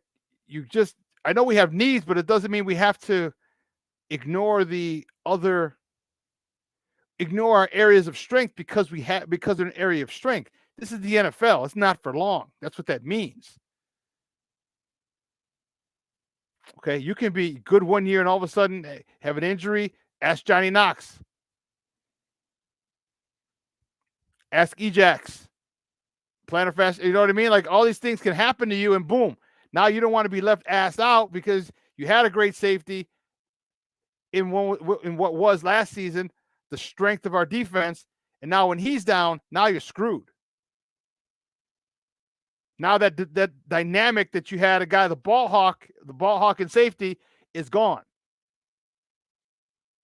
You bring someone like Sidney Brown in, another ball hawk in safety. Well, you know what? If Eddie Jackson goes down or gets injured or gets nicked up, because he might not play all 17 games for whatever reason. Now you got a guy who can step in and fill that void very well. So it's going to be easy to see. I love the storylines. I love the directions we can go. I love it. I love it. I love it. I love it. But you know what? 3 hours is come and gone. Man, I want to thank my guest, Chris Gonzalez from the Blackout Show, for coming out and talking a little baseball with us. I want to thank my guest, Evan Winter from A to Z Sports, for coming on talking Bears with us. And I really want to thank you guys for jumping on. The conversation in the chat was lit. Shorty, Cornelius, Patty with a little. That's funny. That's funny, Patty. Brandon, be nice in the house. Armando Lara Jr. in the house. Where else? Sorry, I'm trying to read all the. Michonne Walls. All right, Luis Mejia, Nomad, Hassem, all these guys who jumped in. You had this lit. It was lit, baby. Thank you for your love, your support. We appreciate it. So what we're going to do is we're going to take a 45-hour break, and on the other side of the break, all right, we'll see you on Friday. It's going to be same bat time, same bat channel, 9 a.m. to noon Central Time. We already got a couple guys just about lined up, so I gotta wait for them to confirm. It's gonna be a good show. We'll talk a little Bulls. Remember today, 6 o'clock. 6 o'clock it starts, baby. 6 o'clock. It's gonna be on ESPN. All right. Sucks that there's not gonna be a home broadcast, but NBA has their rules, especially when it comes to the playoffs or the play-in in this case. 6 o'clock at Toronto on ESPN. Check it out. It's going to be fun. We're going to talk about that. We're going to talk about Bears. We're going to talk about White Sox. We're going to talk about Cubs. And tomorrow is the last regular season game for the Blackhawks. I'm trying to get tickets for that. It could be Jonathan Tay's last game. So we're going to talk about that on Friday as well. We have a lot to talk about on Friday.